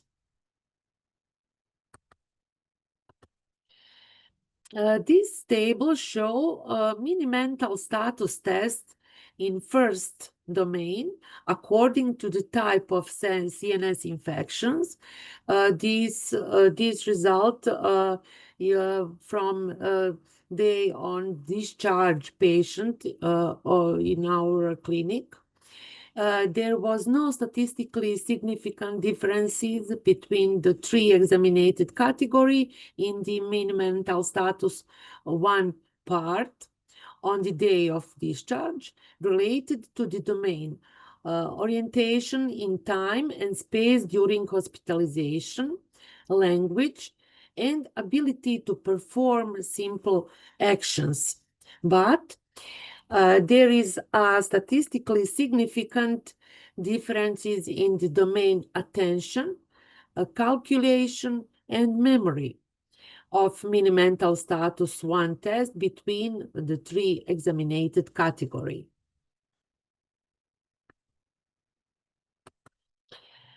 These tables show mini-mental status 2 domains according of the type of CNS infections 6 months after the discharge. There was no statistically significant differences between the three category studies in the mini-mental status 2 test section related to orientation in time and space during hospitalization, P equal 0.1115, attention, memory, language, and the ability to perform simple actions, P equal 0.368. However, what we found was that 3 was a statistically significant differences in the mini-mental status 2 calculation domain between the three category studies P equal 0.001. Subjects with purulent CNS infection had over average significantly lower scores of 3 compared to the other two categories, P below 0.05.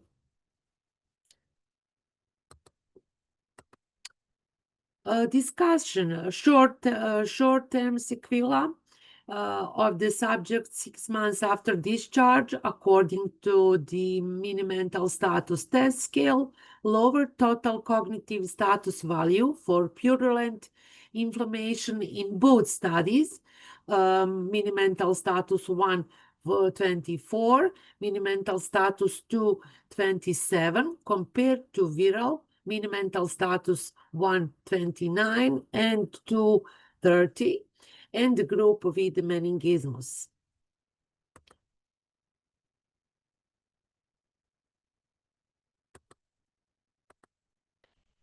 Conclusion, what is conclusion? Impairment of individual domains of cognition measured by mini mental status 1, such as attention, calculation, and memory, are more pronounced in purulent CNS infections.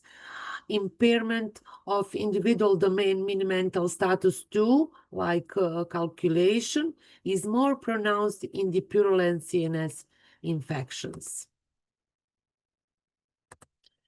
Thank you for attention on this short presentation of CNS infections.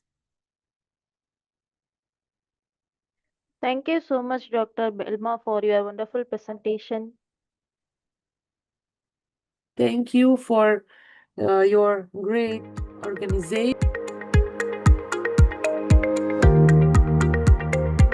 Academician Ștefano Dobleja, military doctor, lived between year 1938 1939. Was the first person in the world to launch the idea of artificial thinking, later artificial thinking. We are studying quite the history of artificial intelligence. Since ancient times, Aristotle and Plato, they studied natural human tools.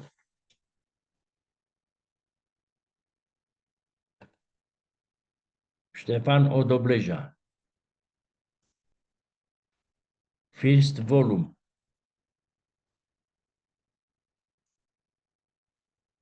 First volume, a second volume, Opera Consonantis Psychologic, Generalized Cybernetics, Psycho-cybernetics, it establishes the principal modality and way to achieve artificial thinking.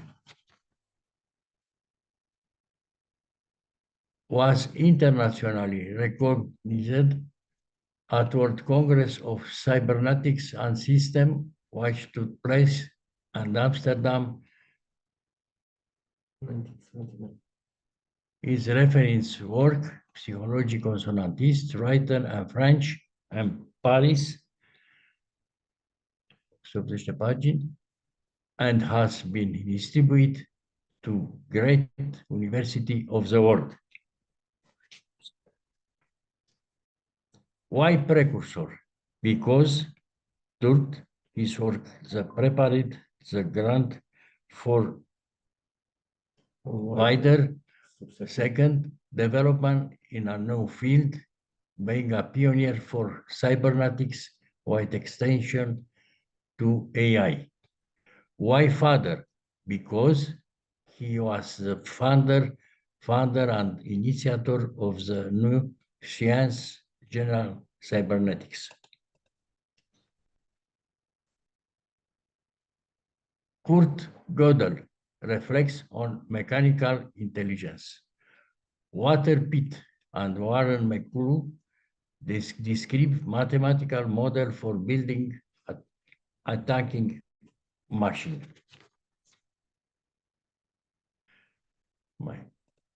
Alan Turing designed the Turing test and the universal thinking machine.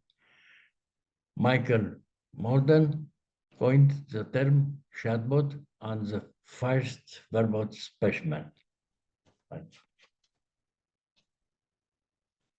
John McCarthy introduced the term artificial intelligence. Isaac Asimov's mail, computers will become brains for robots. Eliza and Perry chatbot were launched the ancestors of today's artificial intelligence. Geoffrey Everett Hinton, his research in neural network paved the way for today's artificial intelligence system. Cambridge studies, PhD, and AI at Edinburgh, professor at Toronto, VP, and Google Raising present the dangers to humanity. What does Odobreja say? Conceiving the brain as a thinking machine, he proceeded to analyze thinking in a modernized machinist vision. Because in addition to analogical thinking, it proposed and applied circularist thinking and its construction another variety of taking with the intensive use of the cyclical process, a method considered today a specific prerogative of cybernetics. Because he did not limit himself and only describe what is the brain, he did not limit himself only the study of the mind and natural thinking, but also extended his concern to artificial instrumental thinking, machine thinking. Because I was a science of both natural and artificial information machine, because there was constantly concept with the mechanization and took the anticipated artificial thinking machine. For its appearance, so suggesting them appreciate the opportunity and feasibility, giving technician and urge to take action because I provide them with the psychological model.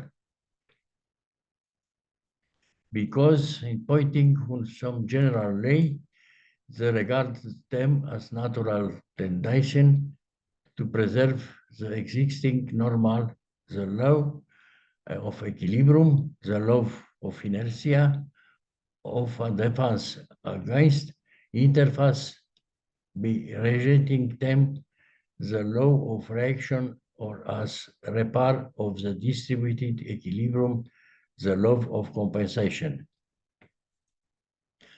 One opinion, I consider the name artificial intelligence is not comprehensive. It lacks emotional intelligence, empathy, better as Odobreja said, artificial thinking, machine thinking, mechanized or instrumental thinking. Better talking robot. Let's think carefully before introducing AI into medicine. Thank you very much.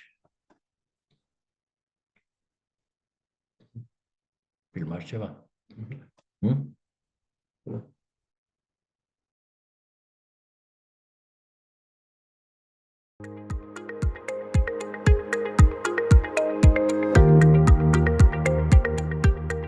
Good morning. I express my sincere thanks to the organizers for inviting me to present my research on the impact of thalassemia child on maternal health, exploring the intersection of chronic illness and parenting. Thalassemia is a genetic blood disorder that significantly affects the lives of those diagnosed and their families.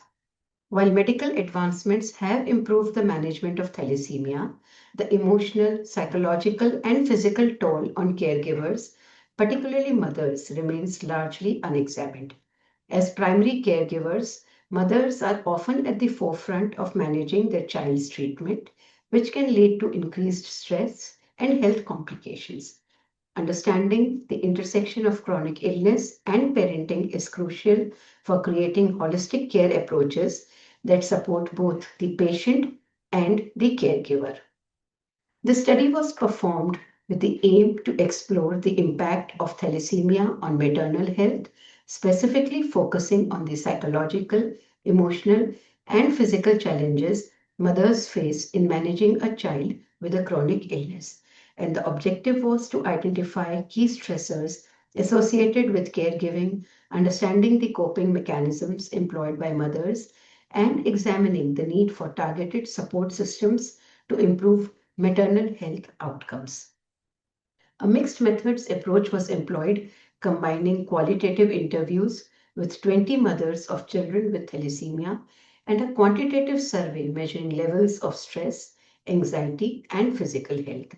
The interviews aimed to capture personal experiences, while the survey provided a broader understanding of the impact on maternal health across different socioeconomic backgrounds.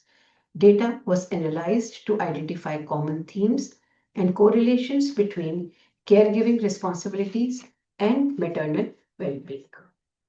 Caregiving mothers who had accompanied the patient with thalassemia were interviewed to assess for impact of caring for a child with thalassemia on the basis of a pre-designed structured study questionnaire in Hindi, which is the local language, keeping in view their social background. All questions were asked and the responses recorded through face-to-face interviews to ensure validity. The study questionnaire was pilot tested and necessary changes incorporated before start of the study. So survey questions were, do you often feel anxious about your child's health condition? Have you experienced symptoms of burnout such as emotional exhaustion or feeling overwhelmed? Do you frequently have trouble sleeping due to caregiving stress? Have you felt physically exhausted or fatigued in the past month? Do you feel isolated or socially withdrawn because of your caregiving responsibilities?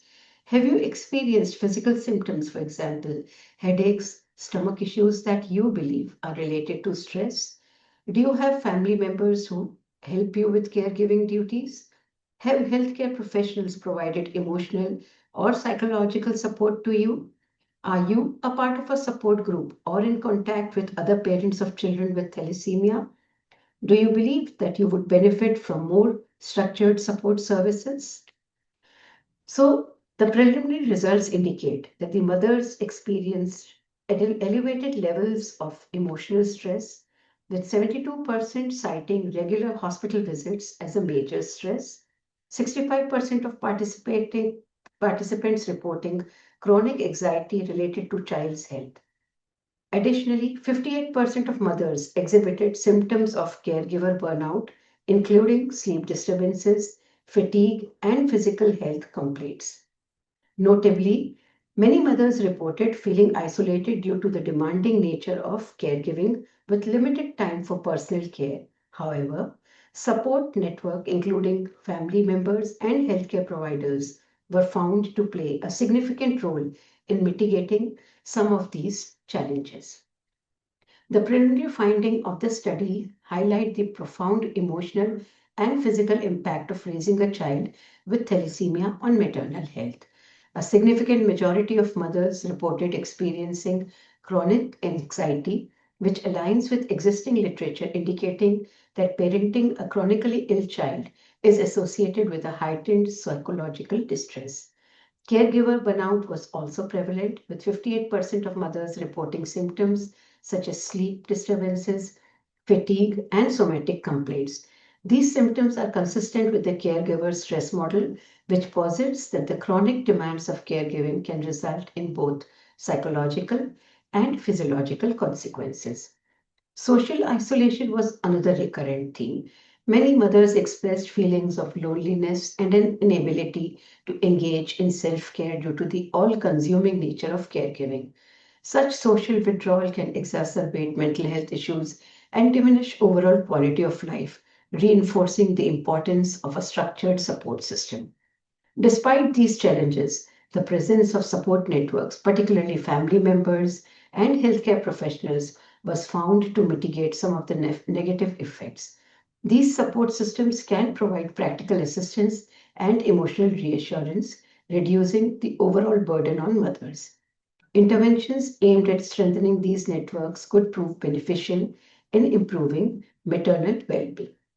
Overall, these findings underscore the need for comprehensive psychosocial support programs tailored to mothers of children with chronic illnesses like thalassemia. Such programs should focus on mental health services, respite care, and enhanced communication with healthcare providers to alleviate caregiver stress and promote maternal resilience. To conclude, the findings underscore the critical need for integrated care models that consider the health and well-being of mothers as part of thalassemia treatment plans. Healthcare providers should recognize the psychological and physical toll on mothers and offer targeted interventions, including mental health support, respite care, and caregivers training. Additionally, fostering robust support systems within the community can alleviate some of the emotional burdens. The research highlights the importance of a family-centered approach to chronic illness management, ensuring that both patients and their caregivers receive comprehensive care to improve overall quality of life. These are some of the references. Thank you so much.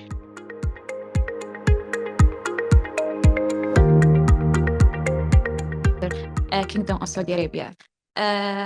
Today, I will share you my presentation about evaluating the impact of lifestyle health coaching. Thank you for your sharing this event with my colleague.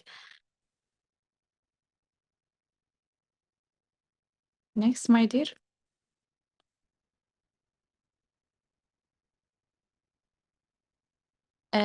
We will talk today about the health coaching, and we will discuss or understand the lifestyle health coaching and the general objective of lifestyle health coaching. We'll talk about health risk assessment and designing and evaluating coaching intervention.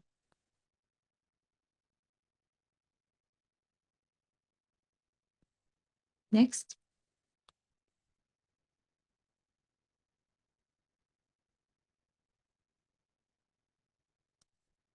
As introduction, the persistent gap between medical practice and evidence on lifestyle-related risk factors lead to preventable health disability and raising healthcare costs.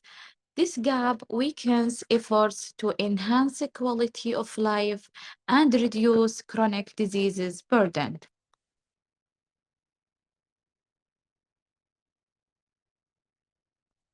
Lifestyle health coaching offers a practical, evidence-based solution by empowering individuals to adopt sustainable behavioral changes, improve health outcomes, and reduce long-term healthcare expenditures.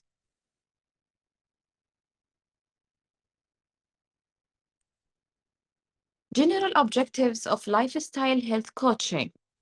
When we are talking about health coaching, we have a lot of benefit of this model of care. It can promote sustainable of lifestyle changes and enhance preventable care compliance. Also increase health literacy and risk awareness and support medication adherence. When we talk about health coaching, we are helping the patient to be an active agent in the care plan. This means the patient become able to help us to put the goals in order to achieve our outcome. So by this way or this model of care, this one can make the patient more competent to the goal and increase the awareness of the patient about the risk factor and what is the way to manage and prevent the complication of the disease. So this is a new or this is good model of care when we enhance the patient to be a part of the care plan. Next, please.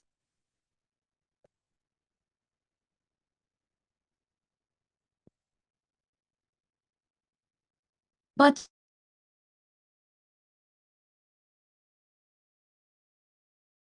before we start our coaching, we have to know the health risk management, awareness, and health education.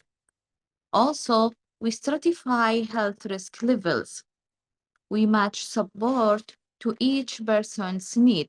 So we have to do assessment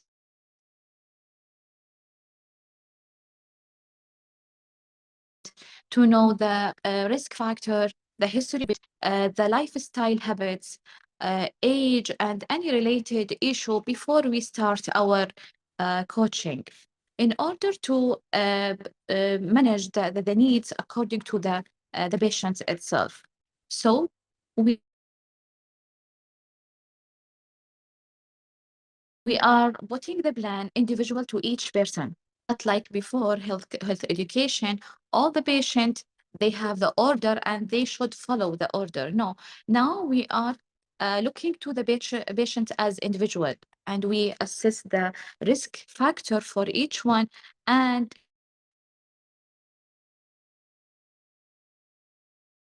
categorize the priorities according to his need. Next, please.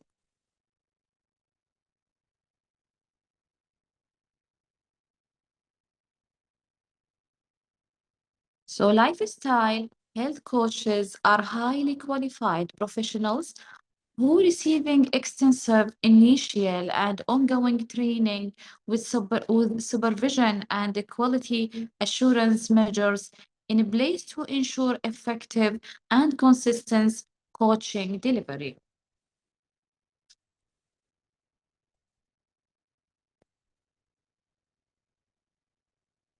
The health risk assessment is the foundation of initial intake, collecting detailed information about medical history, lifestyle habits, health status, and biometric data.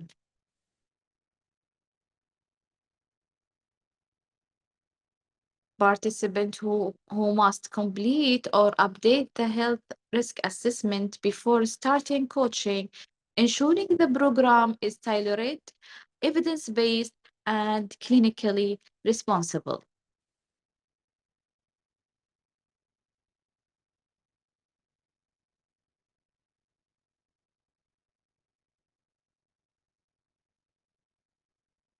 Next.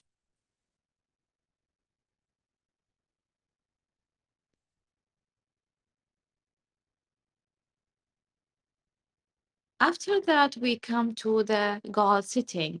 So personalized goal setting based on health assessment, personalized short and long-term goals. We also do goal focus on risk factors and behavior, guided by clinical standard and coaching support.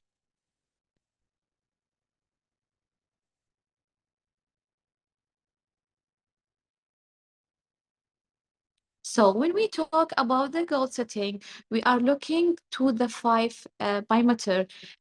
First one, we are looking to the diet habits, to the exercise, sleep pattern, psychological status, and smoking cessation. Personalized action planning for lasting health changes. We're doing individual plans, focus on individual lifestyle habits, integrated preventative care. So when we talk about the coaching, we have the five, as I said before: diet, exercise, sleep pattern, psychological status, and smoking cessation. We are asking the patient about the five component. If there any one of them there is gap in it, we start to put the priority and put the care plan according to the patient.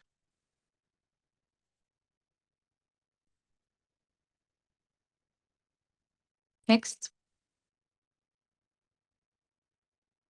Reviewing and updating action plan with clinical input.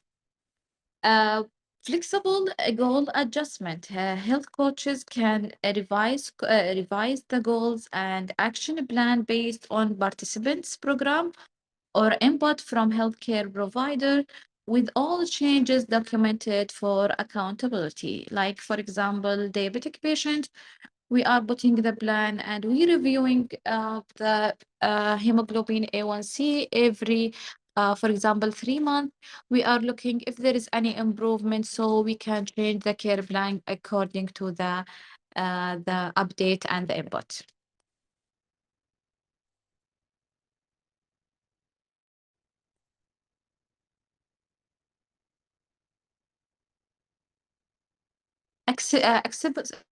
Accessible reports and support tools. Participants who receive their plans online or by email, often with the audio explanation, and coaches use structured guided to support consistent personalized coaching. For example, we have support groups.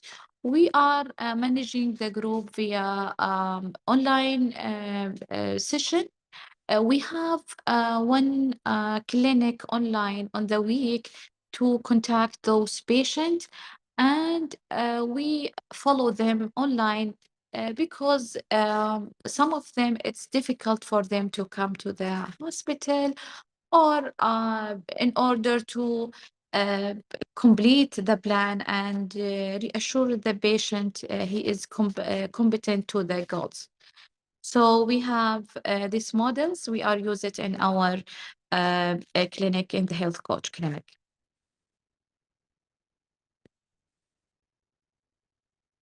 Next, please.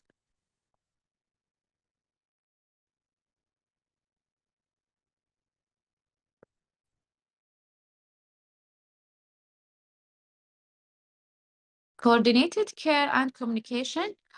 When referral are needed, coaches highlighted their importance and ensure physicians are informed through secure communication channels.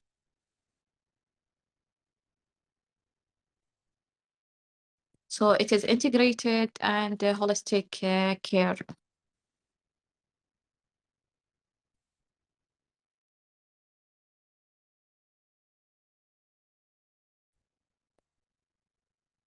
Next. Behavior-based coaching for sustainable change. Health coaches guide participants through their personalized action plan via schedule on one-on-one session using phone, chat, or email.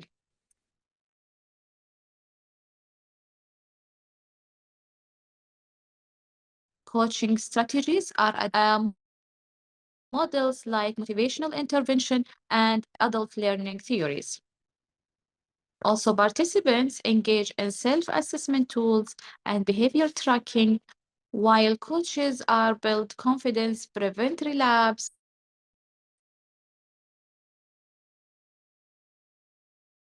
and reinforce progress through reward and social skills.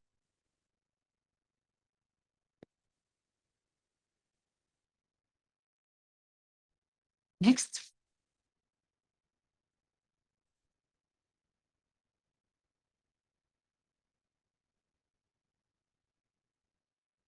Coaching is unlocking persons' potential to maximize their own performance.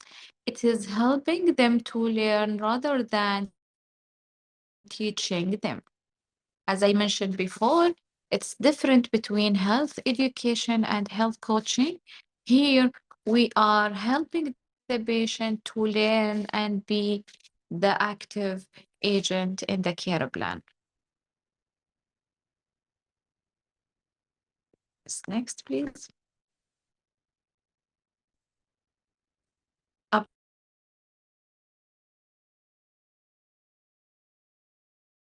to 80% of a chronic by healthy lifestyle choices. So when we help the patient in the early stages of life, we prevent the disease and prevent the premature death.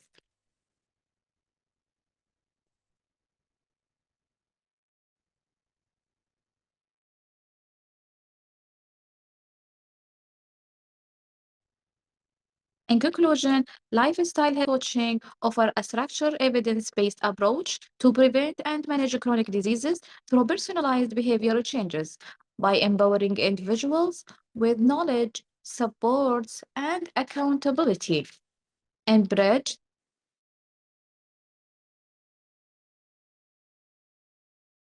the gap between clinical results. It holds great promises for improving quality of life while reducing long-term healthcare costs.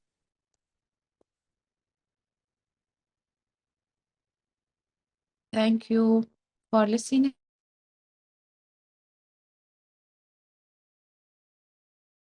And if you have any questions. Thank you so much, Dr. Hamid, for your excellent presentation. You are more than welcome. Thank you.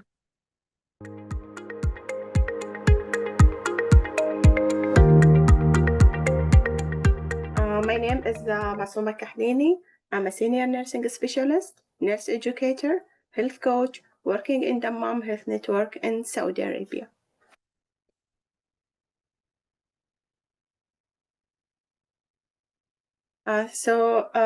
Today, our journey today will talk about the global change of obesity, limitation of traditional approaches, what is health coaching, and the philosophy empowerment over instructions, core techniques of health coach, the process from barriers to sustainable habits, measuring success beyond the scale, and the conclusion.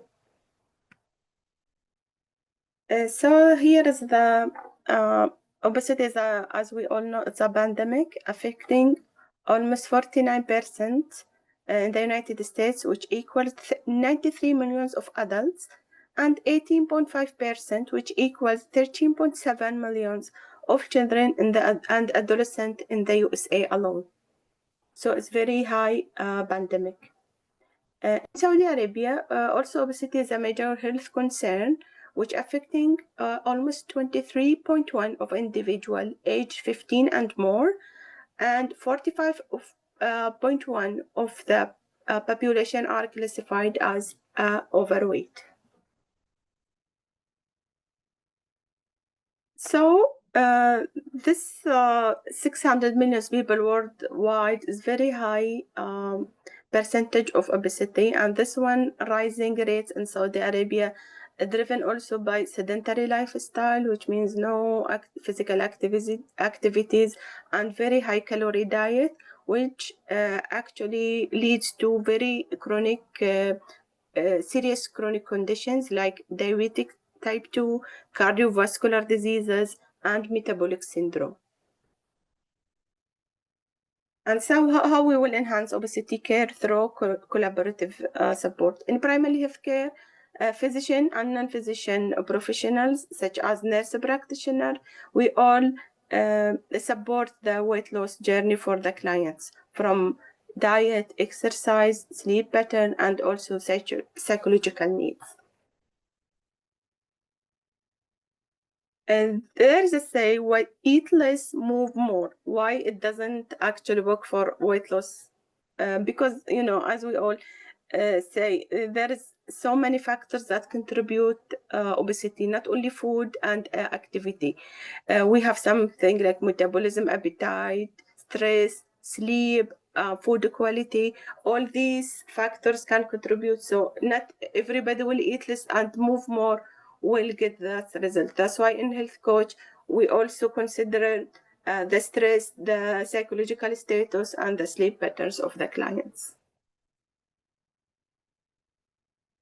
A new ally in primary healthcare. So we are all, as professional healthcare, we engage the behavioral changes and weight loss. So always we concentrate on the behavioral changes based on the evidence-based practice and all about patient-centered, all what matters to the patient until they specify their goals, and we are helping during their journey to reach their goals and make their dreams come true. So what are the role of health coaches in primary health care?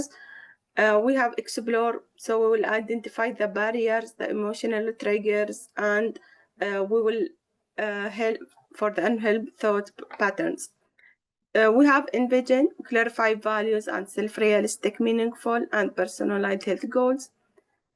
Execute, we will implement evidence-based strategies from nutrition, physical activities, stress management, and sleep. Finally, we encourage and provide ongoing support, celebrate success, and help navigate setbacks without judgment. Guiding, not coaching. A participant receiving health coaching, we show greater weight loss than those without. We all guiding the clients during their journey without making any judgment. Obesity is, we know, it's a complex condition shaped by genetic, environment, behavioral factors affecting both physical and mental health, so all contributing together, body, soul, and movement. Although lifestyle changes, medication, and surgery can support weight loss, some clients, we know, they want always the fast result, very easy way to reach their goal, but they frequently miss the psychological and behavioral drivers. So sometimes they will lose really very good amount of weight, but still they have this deep psychological problems, or these nutritional problems will ultimately lead to more weight loss, and then they will gain more weight again.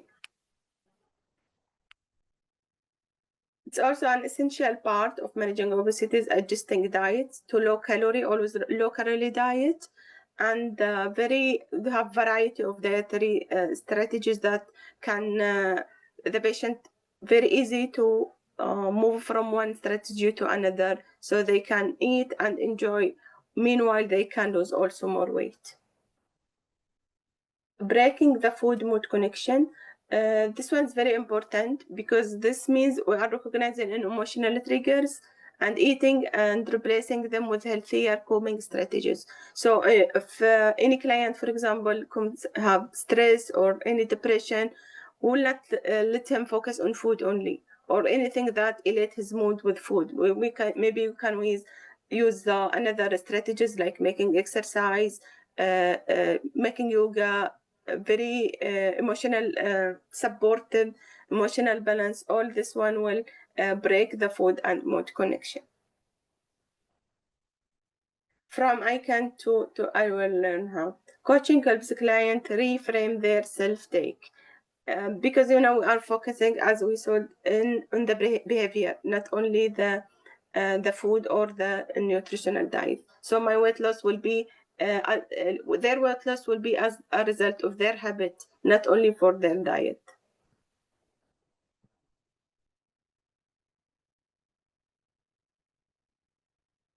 In recent years, the relationships between nutrition and mental health have gained considerable interest, because always psychological problems is a very major role in weight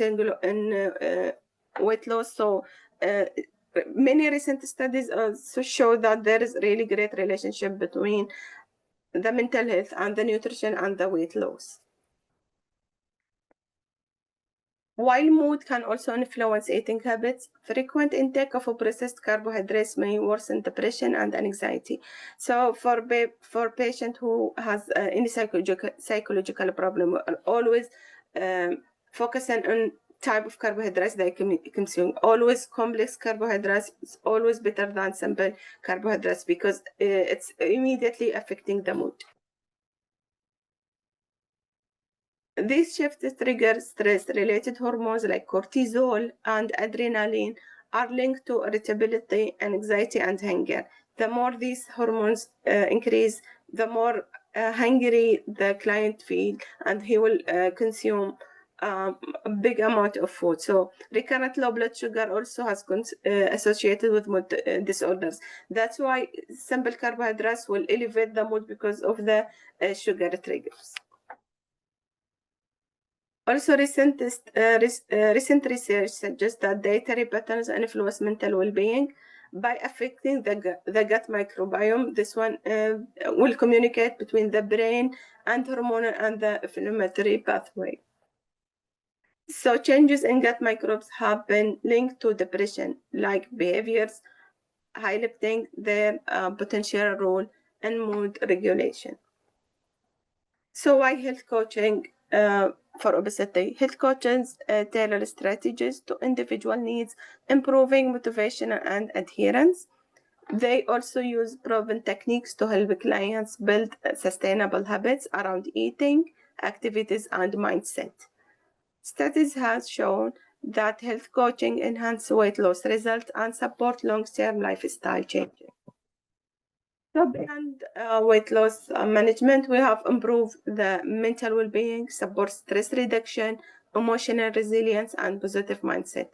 Chronic disease prevention also is very important because it helps manage the blood pressure, blood sugar, and cholesterol through lifestyle changes. Sustainable lifestyle habits build long-term routines in sleep, nutrition, and physical activities for overall.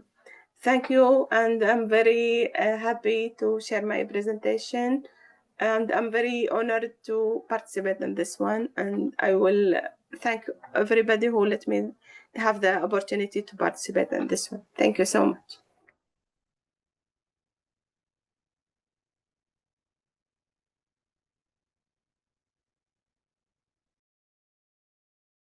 Do you have any questions?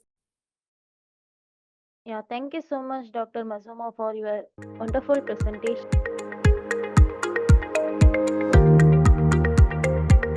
IE models.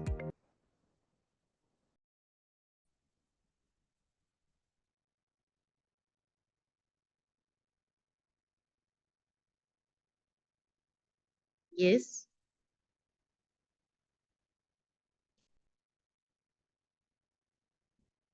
Introductions. Human papillomavirus constitute a set of viruses that attack the epithelial tissue for infection, which considering the most common sexual transmitted infections in the world.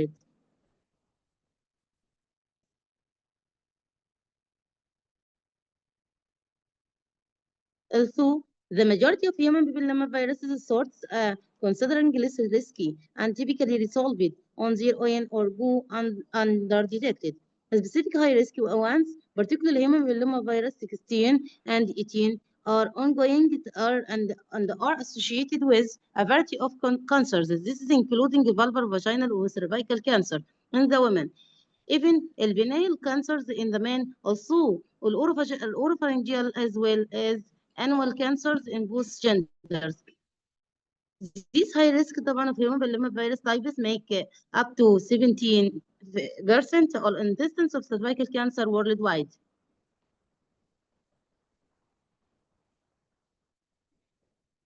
Research indicating that practice nurses serve as a vital source of information and guidance for patients regarding human papillomavirus infection and testing and vaccination. They also likely to providing support for women experiencing stress due to human papillomavirus diagnosis or abnormal cervical smear results. In conclusion, human papillomavirus is an extended preventing sexual transmitted viruses that can leading to malignant transformation in cases of persistent high-risk infections.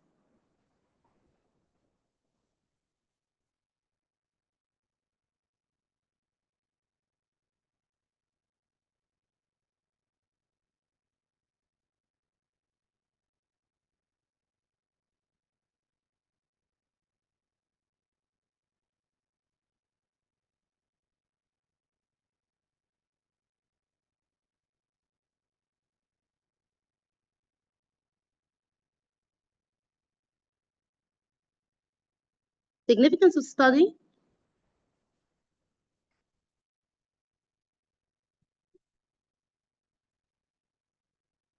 The prevalence of human papillomaviruses in the Egypt is reported to be 10.5% among women and 18 years and older, with the age groups of 55 to 55 years showing the highest prevalence of at 10.2%. The information serves as a critical reference for public health officials engaged in human papillomavirus prevention initiative with the country.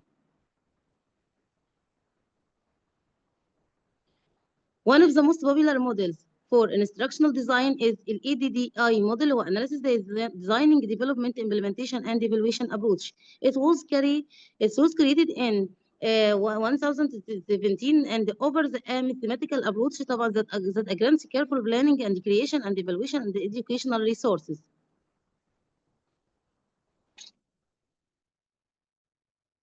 Aim of the study: evaluate the impact of interactive digital health media on student awareness about human papillomavirus and its vaccination using the EDDI models. Research hypothesis. There are 3 hypotheses. Hypothesis number 1, nursing students who will receiving interactive digital health media regarding human papillomavirus and its vaccination will have higher level of knowledge at the post-test than pre-test.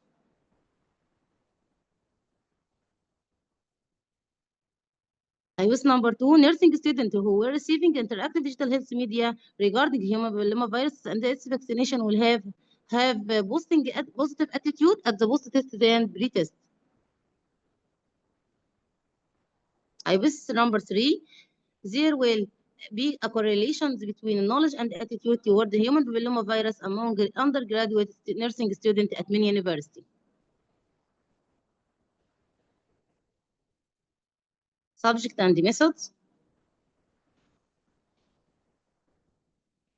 Research design. The present study employs a quasi-experimental research design, specifically one group pre-test and post-test framework to fulfill the aim of the study.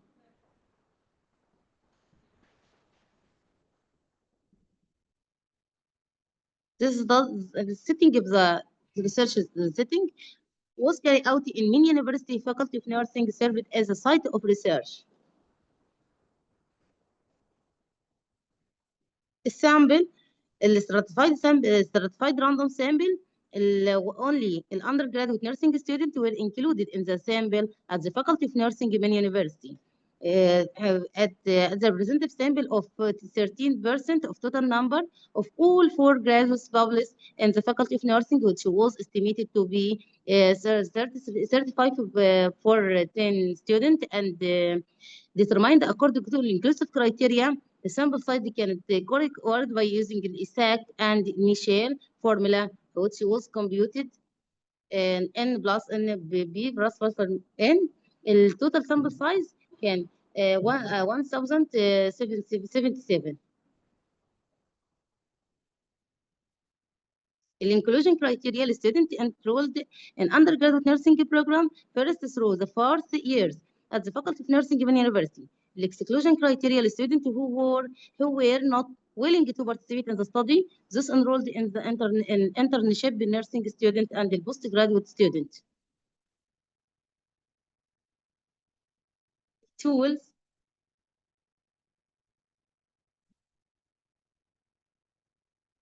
Tool number 1, a structured self-administered questionnaire. Part 1, a structured self-administered questionnaire which containing the age, gender, academic levels, and marital status, and residence and family history of cervical cancer, and how did you receiving the human papillomavirus vaccine, and the source of human papillomavirus infections and its vaccination. Tool number 2, knowledge of nursing students toward the human papillomavirus infections and its vaccination also included 2 parts, pre and post test. Part 1, knowledge of nursing students toward the human papillomavirus infection. It's including 38 statements which about the human papillomavirus infection. And number 2, knowledge of nursing students regarding the human papillomavirus vaccination. It's including 35 statements about the human papillomavirus vaccines. and which including right or wrong or don't know.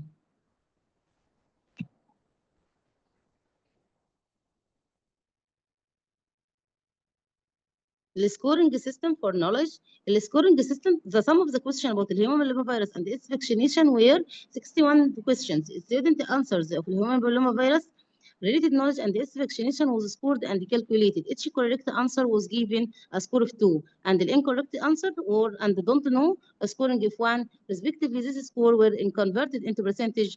Poor knowledge scoring less than 50%, and the moderate knowledge less between 50% to 75%, and good knowledge will be more than 75%. Tool number 3, nursing student attitude toward the human papillomavirus and its vaccination. This tool, which including assessment the nursing student attitude toward the human papillomavirus and its vaccination, and was modified by researchers. The scale consisted of 16 statements from the point اللي هو Likert scale type. The scoring system for Likert scale, which including using the 3-point Likert scale. 2 agree, 1 natural, and 0 disagree. Which including 16 statement about the maximum score 32 and the minimum score of 0. The total scoring can more than 50%. We're considering a negative attitude, and less than 50% were considered a positive attitude.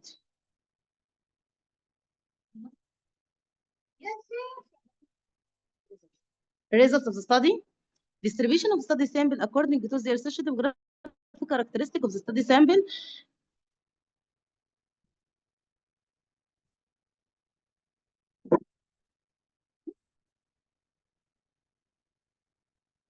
Next.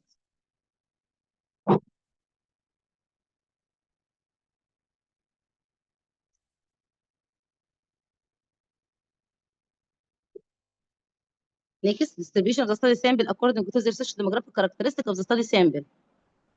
Illustrated in the demographic characteristic among the study sample, it shows that there more than was between 20 to 22 years, and the minimum with the mean of standard deviations, and which including the academic years and the age والسوشيال demographic characteristic والgenders والacademic years والmarital status والresidence.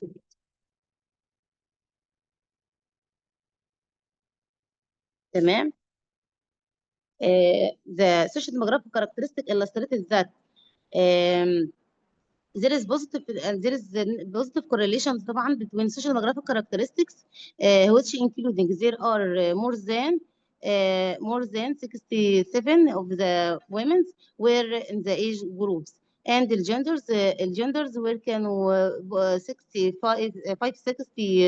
of the females. As regarding to academic years,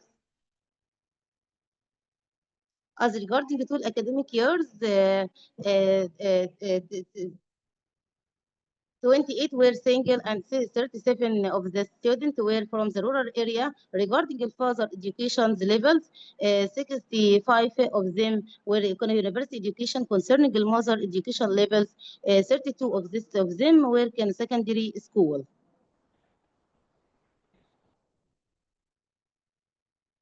Source of information.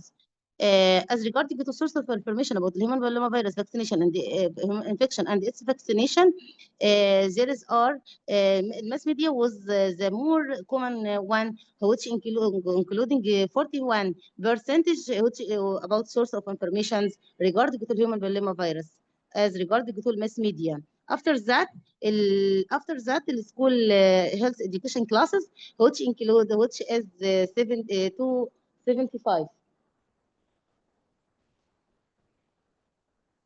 The total knowledge regarding the human papillomavirus infection and its vaccination, as regarding the tool pre and the post test, which including regarding the tool poor knowledge, which including less than 50%, and the moderate knowledge 50 to 75%, as regarding the good knowledge more than 55%. Which there are positive correlations between the pre and the post test, which including which p value of more than plus 0.001.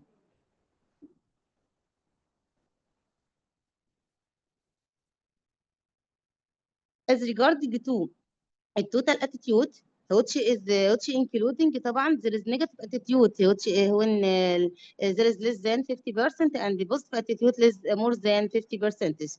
And which will be value there is positive طبعا correlation to the pre and the post test as the p value كانت more than less than 1.0001.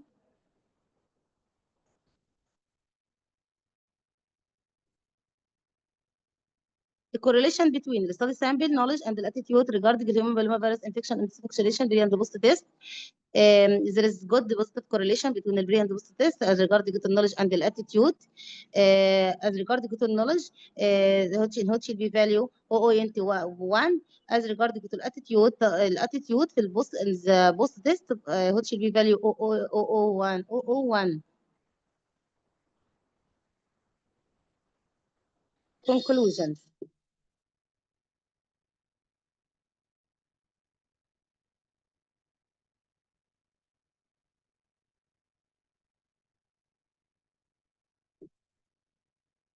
Conclusion, yes.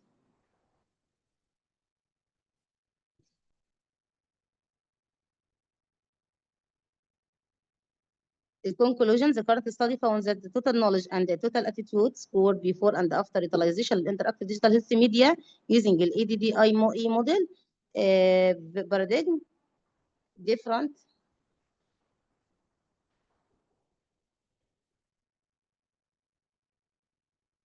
The current study found that the total knowledge and the total attitude score before and after utilization of interactive digital health media using the ADDI paradigm different in a high statistical significance with the p-value less than 0.1. Additionally, there were statistical significance difference in the attitude of the examined sample and the pre-test and the post-test, as well as the positive link between their knowledge of human papillomavirus infection and vaccinations. Therefore, utilizing the ADDIE approaches to applying the interactive digital health media has positive effect on enhancing the attitude and the understanding about the human papillomavirus infections and vaccinations.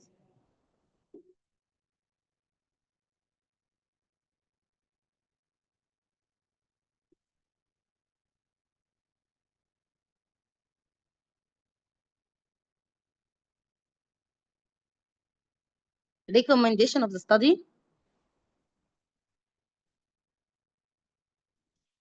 Recommendation number 1, launching public health education initiatives and awareness project on human papillomavirus infection and vaccination. Recommendation number 2, active involvement of medical expertise in awareness initiative and efficient use of media could help close and the current knowledge gaps among teenagers.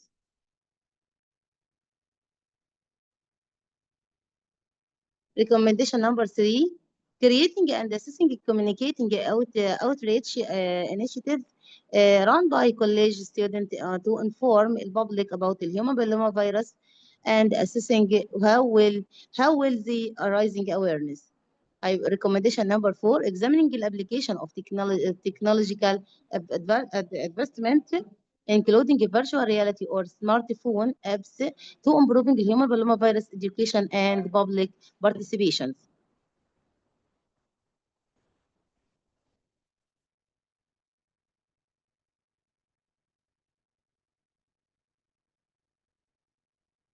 Recommendation number 5, by interaction integrating the human papillomavirus vaccine in Egypt national vaccination schedule and expanding vaccine access and reaching school-based vaccination program, rising the human papillomavirus vaccination rates.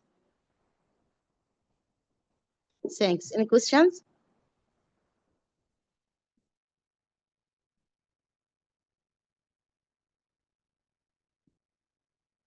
Thank you so much, Dr. Rasha, for your excellent presentation.